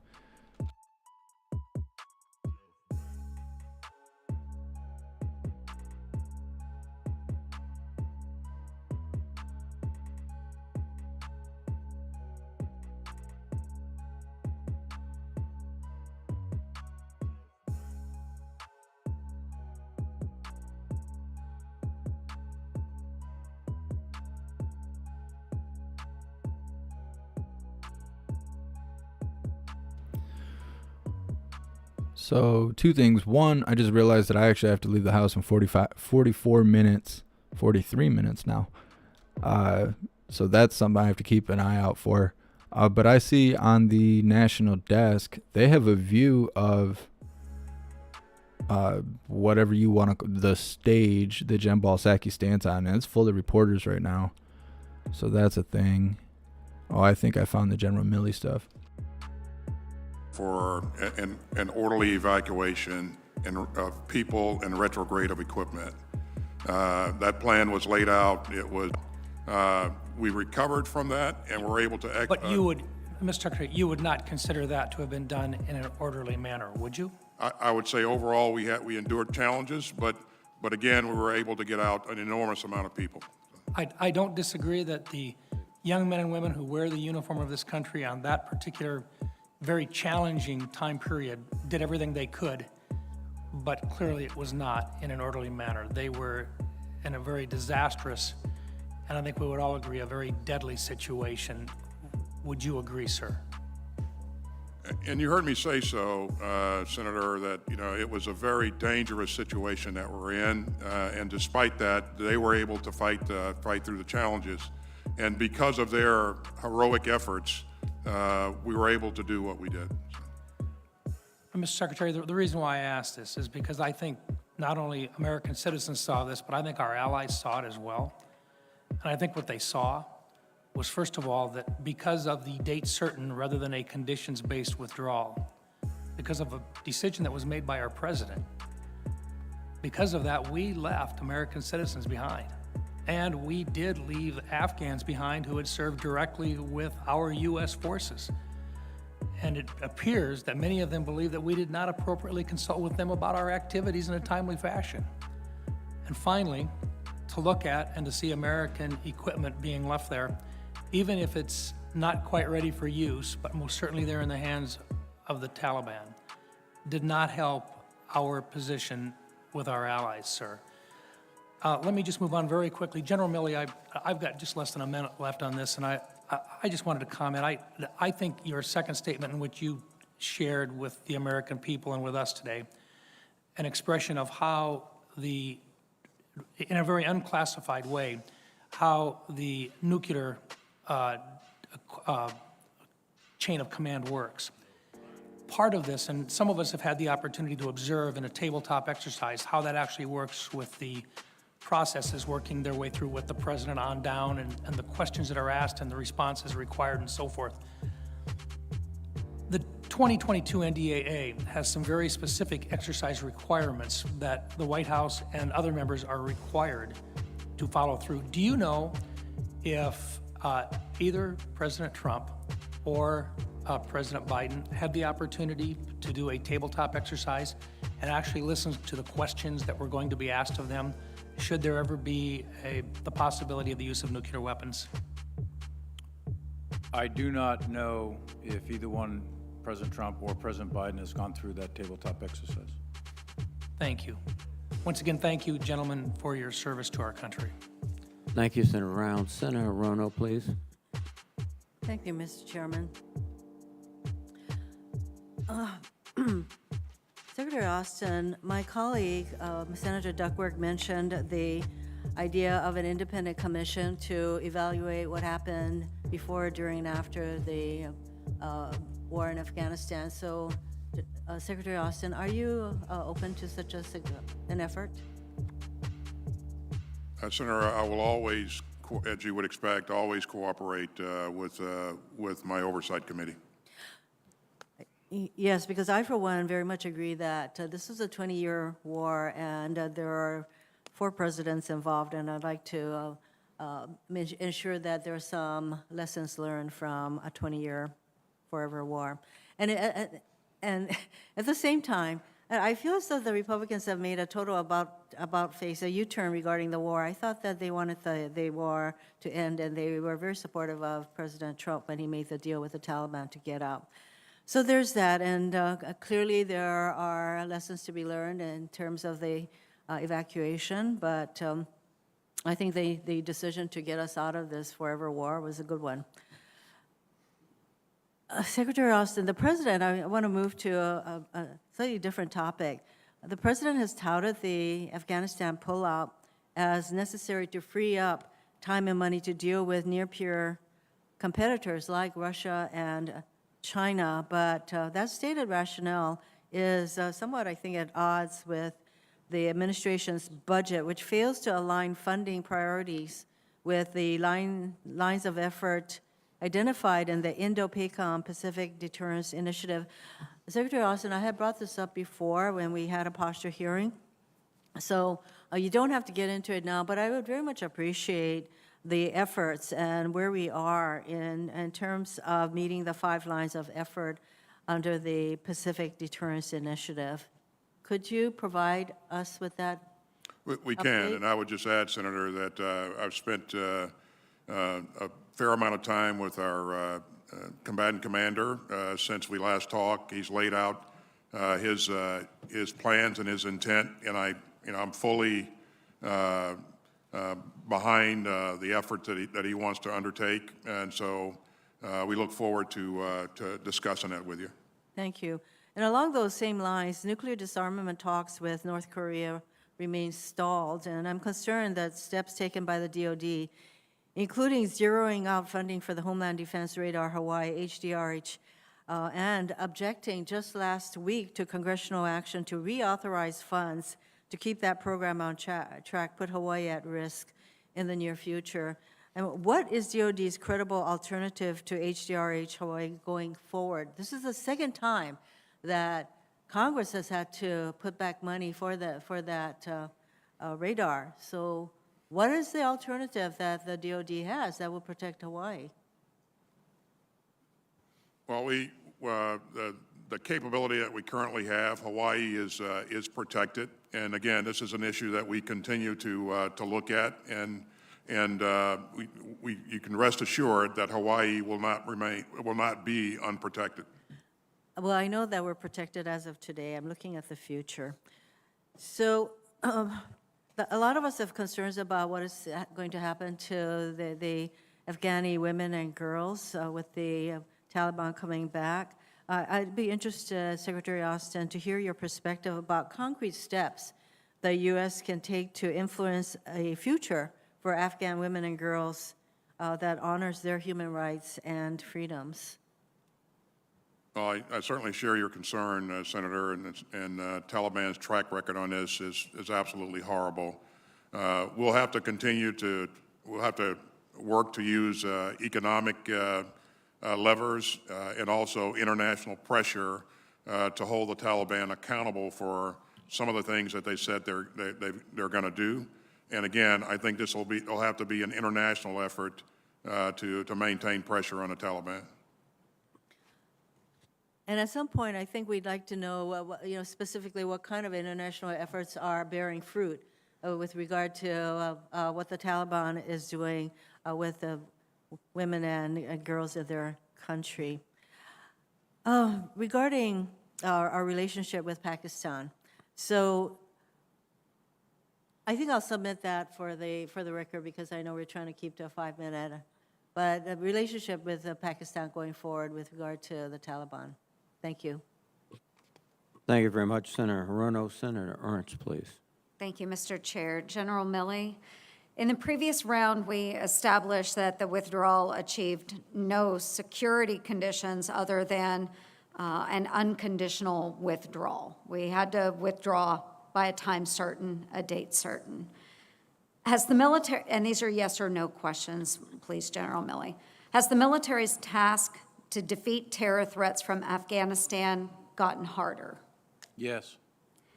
Does the Taliban and its other terror partners have more ability to train and prepare in Afghanistan now that we've left?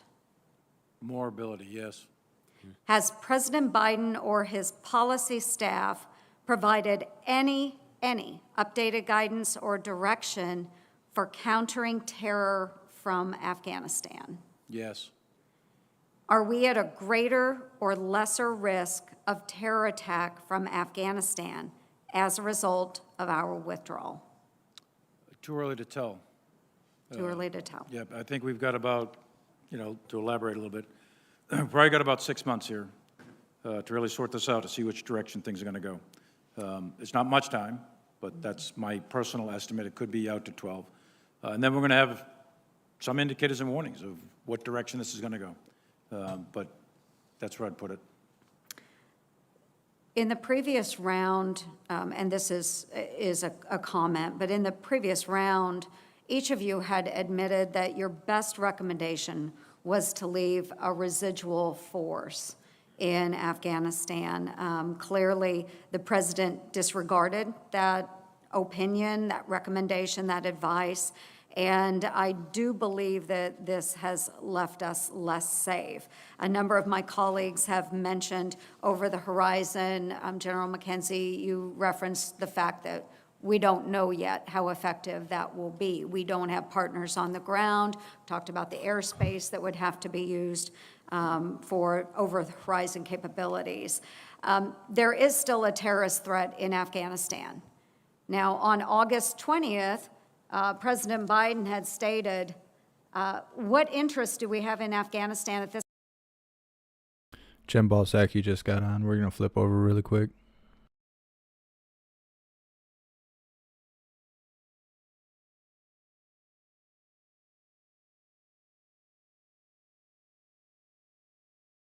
Did not tell you, quote, no, we should just keep 2,500 troops. It's been a stable situation for the last several years.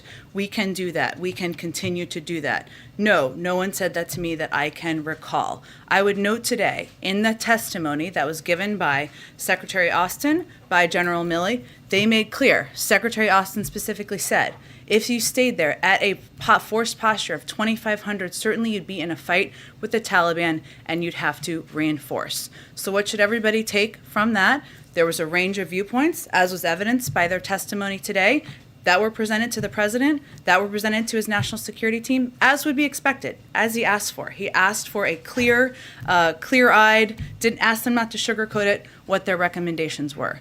It was also clear to him that that would not be a long-standing recommendation, that there would need to be an escalation, an increase in troop numbers. It would also mean war with the Taliban, and it would also mean the potential loss of casualties. The president was just not willing to make that decision. He didn't think it was in the interest of the American people or the interest of our troops. I'm sure some of my colleagues will have a couple of follow-ups on that. I just wanted to get to a couple of different topics. Sure. On the reconciliation negotiations, Senators Manchin and Sinema were over here. Are they still over here? Is there agreement on a top line number? So first, Senator Sinema was here earlier today. Senator Manchin was still here as of when I came out. He may have wrapped up the meeting, but he was going into the meeting a little while ago. And Senator Sinema had a meeting with the president earlier today. They had a constructive meeting, agreed that we're at a pivotal moment, need to continue to work to finalize the path forward. He asked his team to follow up later this afternoon with her directly to continue the conversation and continue the discussions. I will leave it to them to convey where they are comfortable in terms of top line numbers, but the president felt it was constructive, felt they moved the ball forward, felt there's an agreement that we're at a pivotal moment. It's important to continue to finalize the path forward to get the job done for the American people. Pivotal moment, but is there an agreement on the number? Again, I would point you to Senator Sinema and Senator Manchin to speak to their viewpoints on where they stand on the package at this point in time. I'm not going to speak on their behalf. Jen, I'll come to you, Beth. I'll come around to you. Back on Afghanistan, the president said his military commanders were split. We now know that the chairman of the Joint Chiefs of Staff, General Milley, the head of CENTCOM, General McKenzie, and the commander on the ground, General Miller, all recommended the president keep 2,500 troops. So who in his military advisors told him it'd be fine to pull everybody out? I'm not going to get in specific details of who recommended what, but I would reiterate a little bit of what I conveyed before, which is that there were recommendations made by a range of his advisors, something he welcomed, something he asked them to come to him clear-eyed about, to give him candid advice. What is also clear, though, and I'd also note again what Secretary Austin said today, is that was not going to be a sustainable over the long-term troop presence. We were always going to look at escalating the numbers, at potentially going back to war with the Taliban, at risking casualties. That was not a decision the president was going to make. But of course, he welcomes advice. He welcomed advice. Ultimately, it's up to the commander-in-chief to make a decision. He made a decision it was time to end a 20-year war. But you are saying here that military advisors to the president said it was okay to pull all the troops out, that it'd be fine. That's not what I said. What I said was they recommended, I think we should not dumb this down for anybody here. We're talking about the initial phase post-May 1. We're not talking about long-term recommendations. There was no one who said 5 years from now we could have 2,500 troops and that would be sustainable. And I think that's important for people to know and to understand. It's also important to know that the risks we were talking about here were the possibility, the likelihood of increasing a troop presence, which we now know to absolutely have been the reality, given it required 6,000 troops to just protect the airport, something we now know. But the president pulled all U.S. troops out. You are saying that there were military commanders who advised him that that was a good idea to pull all American troops out, and that General Milley, General McKenzie, General Miller, they said something else. But the president's top military advisors, others we won't name, told him, sure, we can pull everyone out. That's not how these conversations go. It's a risk assessment for every president about what is in the interest of the United States of America, our military, and our national interests. And if we had kept 2,500 troops there, we would have increased the number of troops, we would have been at war with the Taliban, we would have had more U.S. casualties. That was a reality everybody was clear-eyed about. There are some, as is evidenced by people testifying today, who felt we should have still done that. That is not the decision the president made. It's up to the commander-in-chief to make those decisions. Go ahead. Jen, thanks. It might be helpful if you could just tell us, what do you mean by split? What were they split between? What's confusing about that? Well, it's either one, they were advising that 2,500 troops should remain on the ground, or two, that someone was advising that it should be zero. Well, again, Weija, I think it's important for the American people to know that these conversations don't happen in black and white or like you're in the middle of a movie. These conversations are about a range of options, about what the risk assessments are about every decision. And of course, there are individuals who come forward with a range of recommendations on what the right path forward looks like. I'm not going to detail those from here. They're private conversations and advice to the President of the United States. Ultimately, regardless of the advice, it's his decision. He's the commander-in-chief. He's the president. He makes decisions about what's in the national interest. And he believed we should end the war. More broadly, who does he consider to be his top military advisors? He considers, of course, the Secretary of Defense, the chairman of the Joint Chiefs. He considers a range of advice from his national security team, his Secretary of State, his national security advisor, and others who can give him, he asks for candid advice from. Today, General Milley also testified that he spoke with several authors for their books about the former president. Does President Biden think that's appropriate? I'm not going to make an evaluation on that from here. Obviously, the chairman makes his own decisions about that. Does he though? Does the White House not have to sign off anytime an SAO, senior administration official, speaks to the press? We certainly give people advice on what people are writing about and whether it's constructive for them to engage with it. But individuals do make a range of decisions. Weijia. Did you advise him before? I don't have anything more for you, Weijia. Go ahead. As we sit here today, does President Biden believe that his military advisors supported his decision to withdraw all U.S. troops based on their own judgments? Well, Kelly, I think what you heard them say during their testimony is that about certain stages, they gave a variety of advice, which is accurate and something the president, of course, welcomes. He ultimately had to make the decision as the commander-in-chief about what is in our national interests. You also heard Secretary Austin make clear about the commitment of delivering on what the president had decided, and the fact that if we had left troops in there past September 1st, we would have been at war with the Taliban. So I think what's important for people to take away from the testimony today is that it reiterated and confirms a lot of what we've been talking about over the past couple of months about what the risks were of keeping troops on the ground, what the Taliban's intentions were, what the impact was of the deal that was struck by the prior administration directly with the Taliban that released 5,000 Taliban fighters into Afghanistan without the engagement of the Afghan government. Those are all the repercussions and the impact. And yes, they gave their advice as they should, and then they implemented the president's decision. So knowing that the president gets to make this decision, knowing he may have to make further decisions going down the line. So not looking at the history, but I think the public wants to know if the generals and military advisors give advice, how will the president use and process that, and how will he talk about it publicly? That matters to the public. Did the president convey accurately what these generals were saying to him?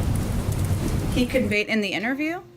In what aspect? Well, in the interview, and then going forward, can they understand how the president will use that kind of information when we see there's a conflict between what the generals were saying and the president's public statements with respect to Afghanistan? Well, the president made clear that the advice was split. He didn't outline what every individual conveyed to him in private advice, as I don't think anyone in the American public would expect. Obviously, they're testifying before Congress today. They're answering questions accurately. They're providing more detail on their advice, as they should. That's how that process works, and as they should. I think what the American people should know is the president is always going to welcome a range of advice. He asks for candor. He asks for directness. And in any scenario, he's not looking for a bunch of yes men and women. And what that means is that ultimately, he's going to have to make the decision about what's in the best interest of the United States. If there's conflicting advice given, by necessity, some people's advice will not be taken.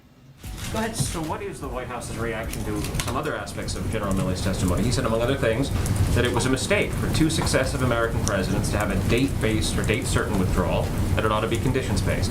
He also indicated in his testimony that the idea of the U.S. credibility would be damaged would be a word that should be looked at. What's the White House's response to those aspects of his testimony today?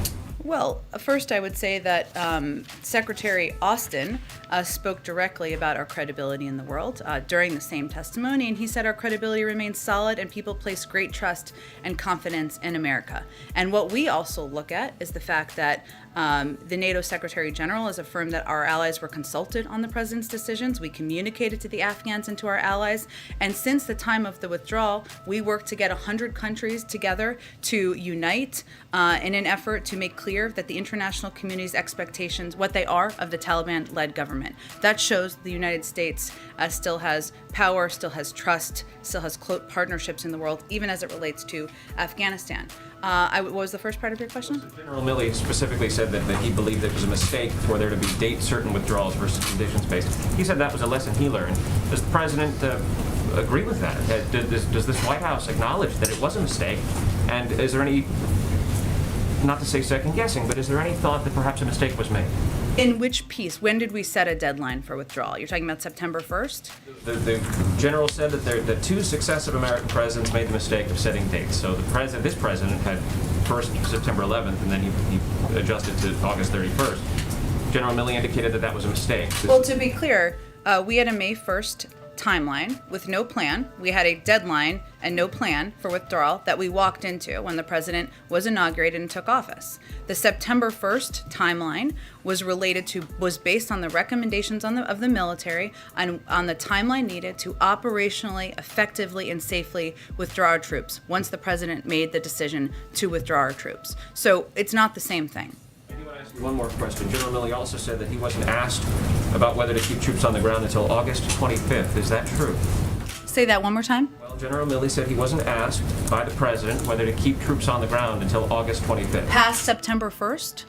Past September 1st? I suppose that was the question, but can you confirm? Well, the context of that's pretty important, isn't it? Sure. So what more context can you add? Well, I'm saying that because when you say August 25th, people would infer that to mean that he wasn't asked for his point of view on what our approach should be until then. That's not accurate.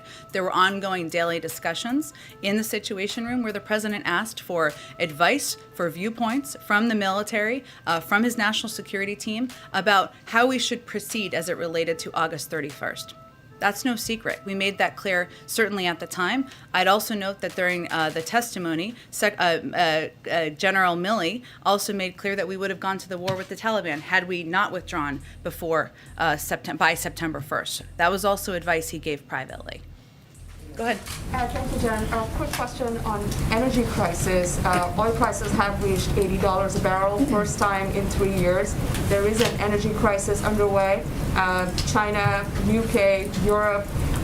We understand from the White House that you are monitoring the situation, but what in the near term is the White House doing to ease pressure on the market? Are there any conversations that you are having with OPEC or you're planning to have with OPEC that you can tell us a little bit more about?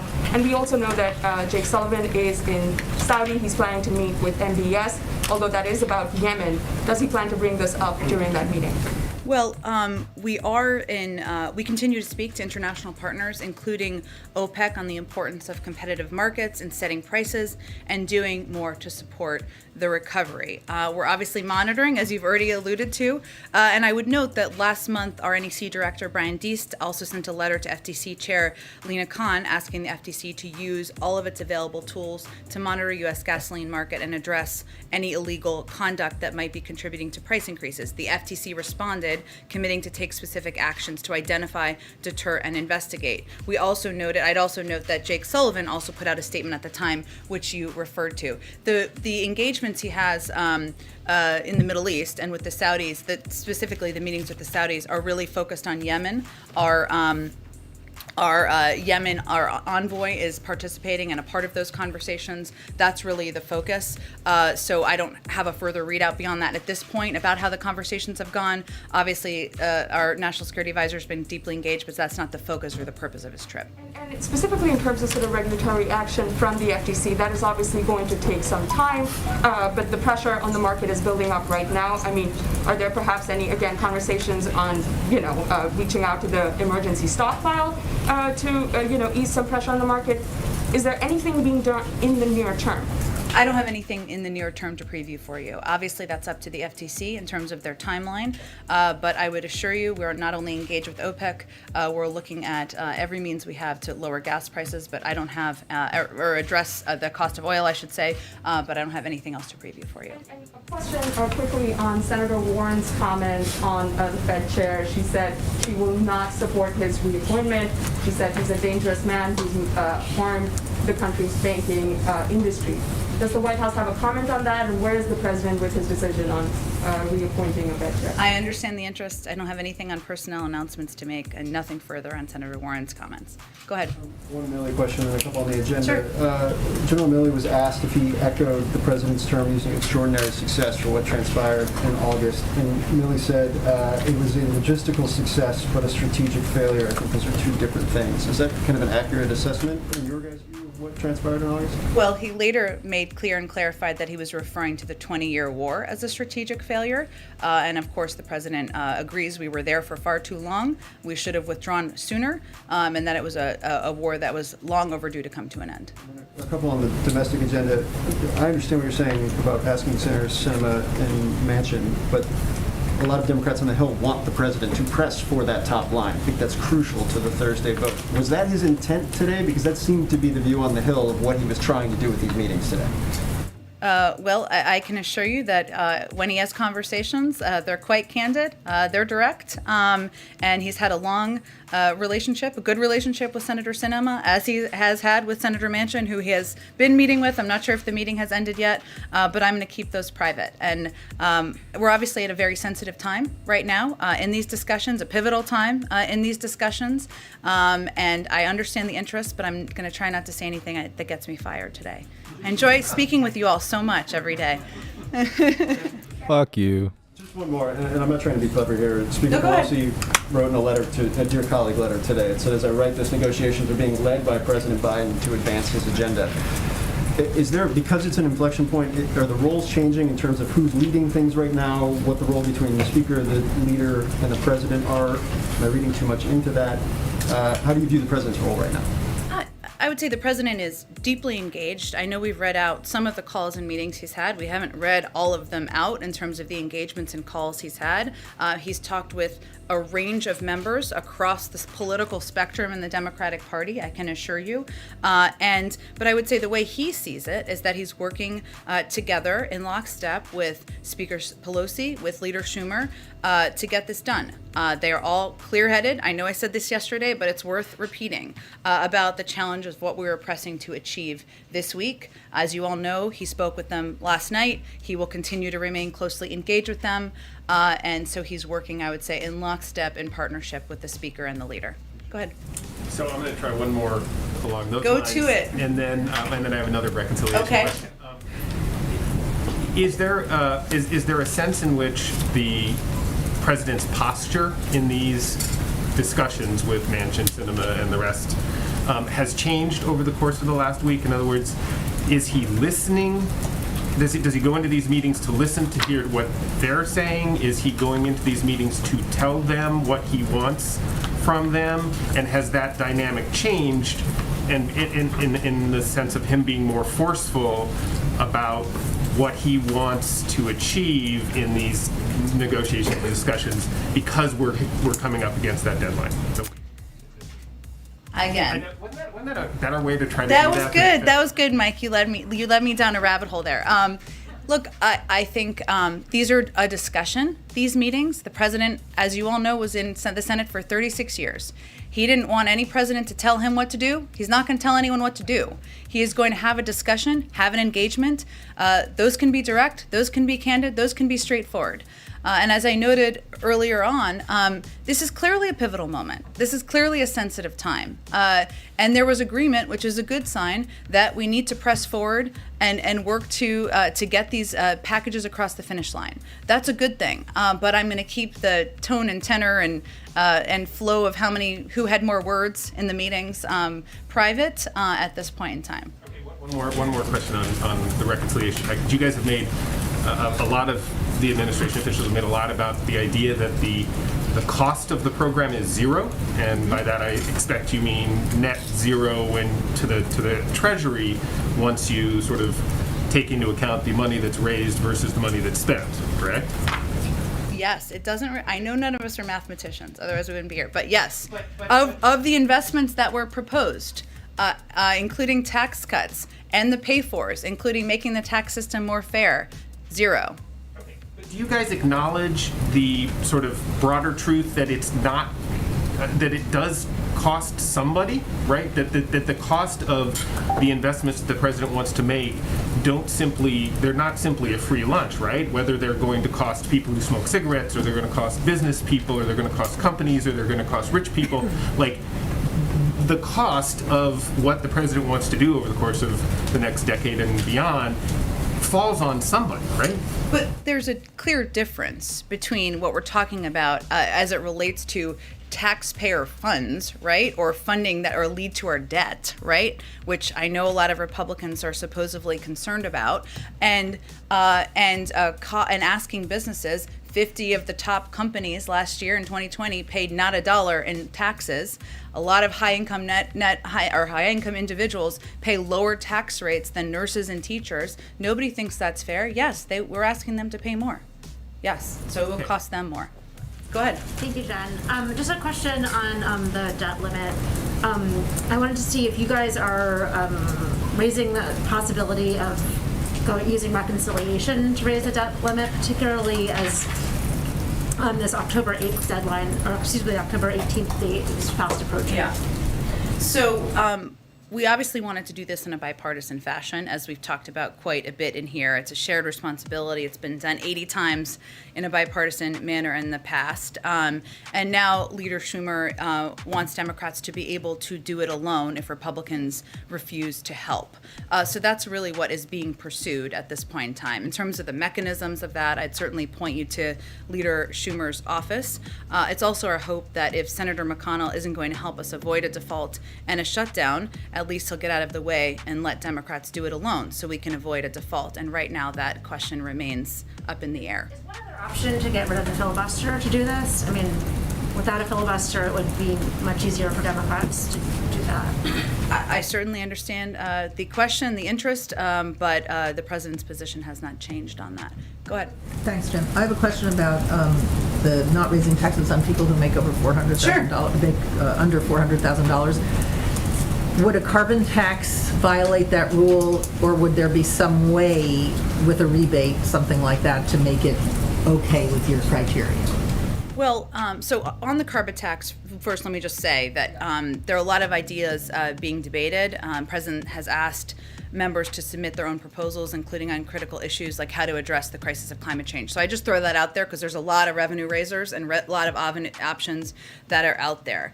Obviously, the president put forward his own plan for addressing climate change that doesn't involve a corporate carbon fee. But as you can see from the corporate polluter fee embraced in the bipartisan infrastructure deal, polluter fees on corporations do not conflict with the $400,000 pledge. So in our view, that would be one way. But again, there's a range of revenue raisers and options on the table. The president didn't propose this one. They're looking at a range of options. And obviously, we're at a pivotal moment, as we've said. Go ahead, Jackie. Thanks, Jen. On reconciliation, one more. Has the president given a top-line number to members of Congress that he would accept that's less than $3.5 trillion? The president always knew it would be a compromise. That's why he's been engaging with and listening to a range of members on their points of view. Some have expressed publicly that they're not comfortable with 3.5, even though zero costs $0. But I'm not going to speak on their behalf of what they're advocating or negotiating with each other. The president's just looking to unite the party to get across the finish line. Sounds like he has given a number then. No, I wouldn't say that. I would say he is hearing from a range of members on what they're comfortable with. That's part of the discussions right now. And then President Obama said on ABC about the border. President Obama or President Biden? President Obama. Okay. On ABC said immigration is tough. This was an interview that aired on Good Morning America. Got it. Yes. Immigration is tough. It has always been because on one hand, I think we're naturally a people that wants to help others. At the same time, we're a nation state. We have borders. The idea that we can just have open borders is something that, as a practical matter, is unsustainable. Does President Biden agree with President Obama that open borders is unsustainable? We don't have open borders. So yes, he agrees. And then did the White House have any discussions with ABC or President Obama about the content of that interview? Not that I'm aware of. Obviously, the current president, the former president are friends and they engage on a regular basis, but I'm not aware of any conversations about it. I wanted to ask about Secretary Mayorkas yesterday. He said that the administration is continuing to message to the diaspora community that migrants should not take the journey, but he also said in the same sentence that the now 13,000 who've been released into the U.S. Is an appropriate figure and a function of our operational capacity. How should migrants hear both of those messages at the same time and not think that they should come and expect the same treatment? Well, by the same treatment, the 13,000 or 12,000 individuals we're talking about here are put into immigration proceedings, right? When they're put into immigration proceedings, it does not mean they get to stay in the United States. There are some exceptions, as the Secretary spoke about when he was here on Friday, to Title 42, which we're still continuing to administer. That includes if you are, if individuals have immediate health concerns, if they are expressing fear, and these are considered, and they are as a part of our immigration proceedings and our immigration process. But when they go into immigration proceedings, they are given a notice to appear. Many are have ankle bracelets. Their biometric data is taken, and they are expected to appear back in immigration court. So it is not accurate to suggest, or for anyone who is contemplating coming to the border, to think that they are going to come to the border and be allowed to stay long-term in the United States. There's an immigration process, immigration proceedings. Of course, people get their day in court, but they are arbitrary. They go through that process. They're taking 2.5 years on average. I mean, to people living in conditions that they're trying to flee, that is long-term. Well, I would say first that we are still applying Title 42. We are still sending people away at the border. And again, individuals who come, who do meet any of those criteria, go through an immigration process, immigration proceedings. But some of those conditions are being in ICE detention facilities. Some of those conditions are being secured with ankle bracelets, or giving their biometric data. It's not an easy process or an easy system, and absolutely nothing is guaranteed. It has to go through our own immigration process. But again, our system is broken, needs to be fixed. That's what we'd love to work with Republicans on. Is the administration doing anything to prepare for this second group that we're now expecting on the southern border within the next month or so? There have been reports that the numbers could be between 15 and 20,000 more migrants. We're continuing to apply Title 42 at the border. We are continuing to convey through a range of means, communicating directly with people through paid media and otherwise. This is not the time to come. I would note that while there are a number of people who are in the immigration proceedings process, there are also thousands of people who went back across the border when they realized they could not stay here and could not stay in the camp and would not be able to stay in the United States. So there are some deterrence mechanisms that have been put in place. Obviously, our Department of Homeland Security continues to prepare in any scenario as we look to migrants coming to approach the border. Go ahead, Lynn. Actually, Obama gave that interview in connection with his being in Chicago today for the ceremonial groundbreaking of his presidential son, which goes back to your origin story that lands you here. My question is about President Biden in Chicago tomorrow. Sure. I need some details, which you haven't given out, what you want to do for the business vaccination event that you want to do. A source says to me you're going to also go to suburban Chicago. I need some more information on that. And since you have so many options and where to go around the nation to promote your policies, why in specifics did you pick Chicago? And you know I don't want a general answer. Okay, Lynn, always a pleasure to see you. Lynn, so we will get you absolutely all the details on the business in intricate detail, and everyone here who wants that detail, we will give it to them as well. He is going to Chicago because he wants to lift up and communicate, not to the people of Chicago, but the people of the country, about the effectiveness of vaccine mandates, how they can work for businesses, how they can make workplaces safer, and how they can be constructive to our economy. This is a place where we've identified some options to do exactly that, so that's why he's headed to Chicago tomorrow. That doesn't tell me why you picked Chicago. There are other places that can maybe do that. And then what about this, whatever he's going to do in the suburban style, the source tells me about? I promise you we will get you details. It will not be generic. We will get you details after the briefing. Even as we speak, check your email. We'll see if we can get you details while we're talking here. Go ahead, Sabrina. Thank you. Does the White House support Speaker Pelosi's decision to hold a vote on infrastructure without also doing reconciliation in tandem? Well, let me be clear. The president is committed to getting both pieces of legislation passed and across the finish line, as is Speaker Pelosi, as is Leader Schumer. We are working in lockstep to get both of those pieces of legislation done. One is absolutely not being dropped. Anyone who thinks that's not true or accurate. We certainly trust the Speaker. We trust Leader Schumer, and we're obviously, the president is playing his role on getting these pieces across the finish line. What is President Biden's message to House progressives who are threatening to vote the infrastructure bill double down on Thursday, and is he planning to speak directly with progressives this week? As I just noted, he's spoken with a range of Democrats from different parts of the party. He has, and he will continue to. I'd also note that our team, senior members of the White House team, have had even more conversations than the president, to be expected. In September, we had over the White House senior staff, or members of the legislative team, had over 260 engagements on Build Back Better with members and their senior teams, over 50 with departments, so they could provide specific policy expertise. That's the level of detail and granularity we've been focused on over the past few month or so. On a separate matter, the Journal published an All right, my apologies, everyone, but I have to leave. I have some stuff I have to take care of. I'm out of time. I'm actually supposed to be walking out of the door right now. I tried to get her to put the period on the sentence before I cut her off. I'm sorry, everyone. I wish I could sit here and finish this out with all of you, but I have to go. Please make sure that you're subscribed, following on whatever platform you're currently watching in order to stay connected and help my channel grow on that platform so we could potentially bring new viewers onto what's actually happening around us. Big shout out to everyone that made donations, joined the membership program, or purchased any merch. I really appreciate all of you. I would not be able to do this without you. You guys are what's keeping this moving forward, so thank you so much. Big shout out to all the hooligans. You guys are all super awesome. You let me go off on that big rant for 30 minutes in between lives, and we only got 8 thumbs down for it, so you guys are super awesome. I really appreciate you.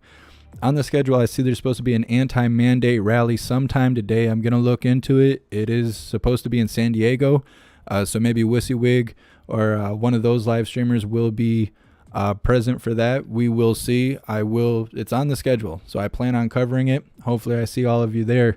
Thank you guys so much for being here. Please join the Discord.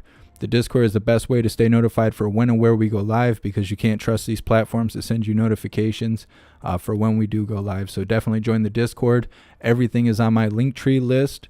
That link is in the description of the bio of whatever platform you are watching right now. So definitely join the Discord. It is worthwhile. It's where all the hooligans hang out 24/7. Lots of information coming in, lots of conversation going on, and if all else, at least you'll be notified when we go live, so you don't have to show up late or when it's already over. Thank you guys for being here. I appreciate you. I will see you on the next live. Until then, stand tall, shine bright, and that's a wrap.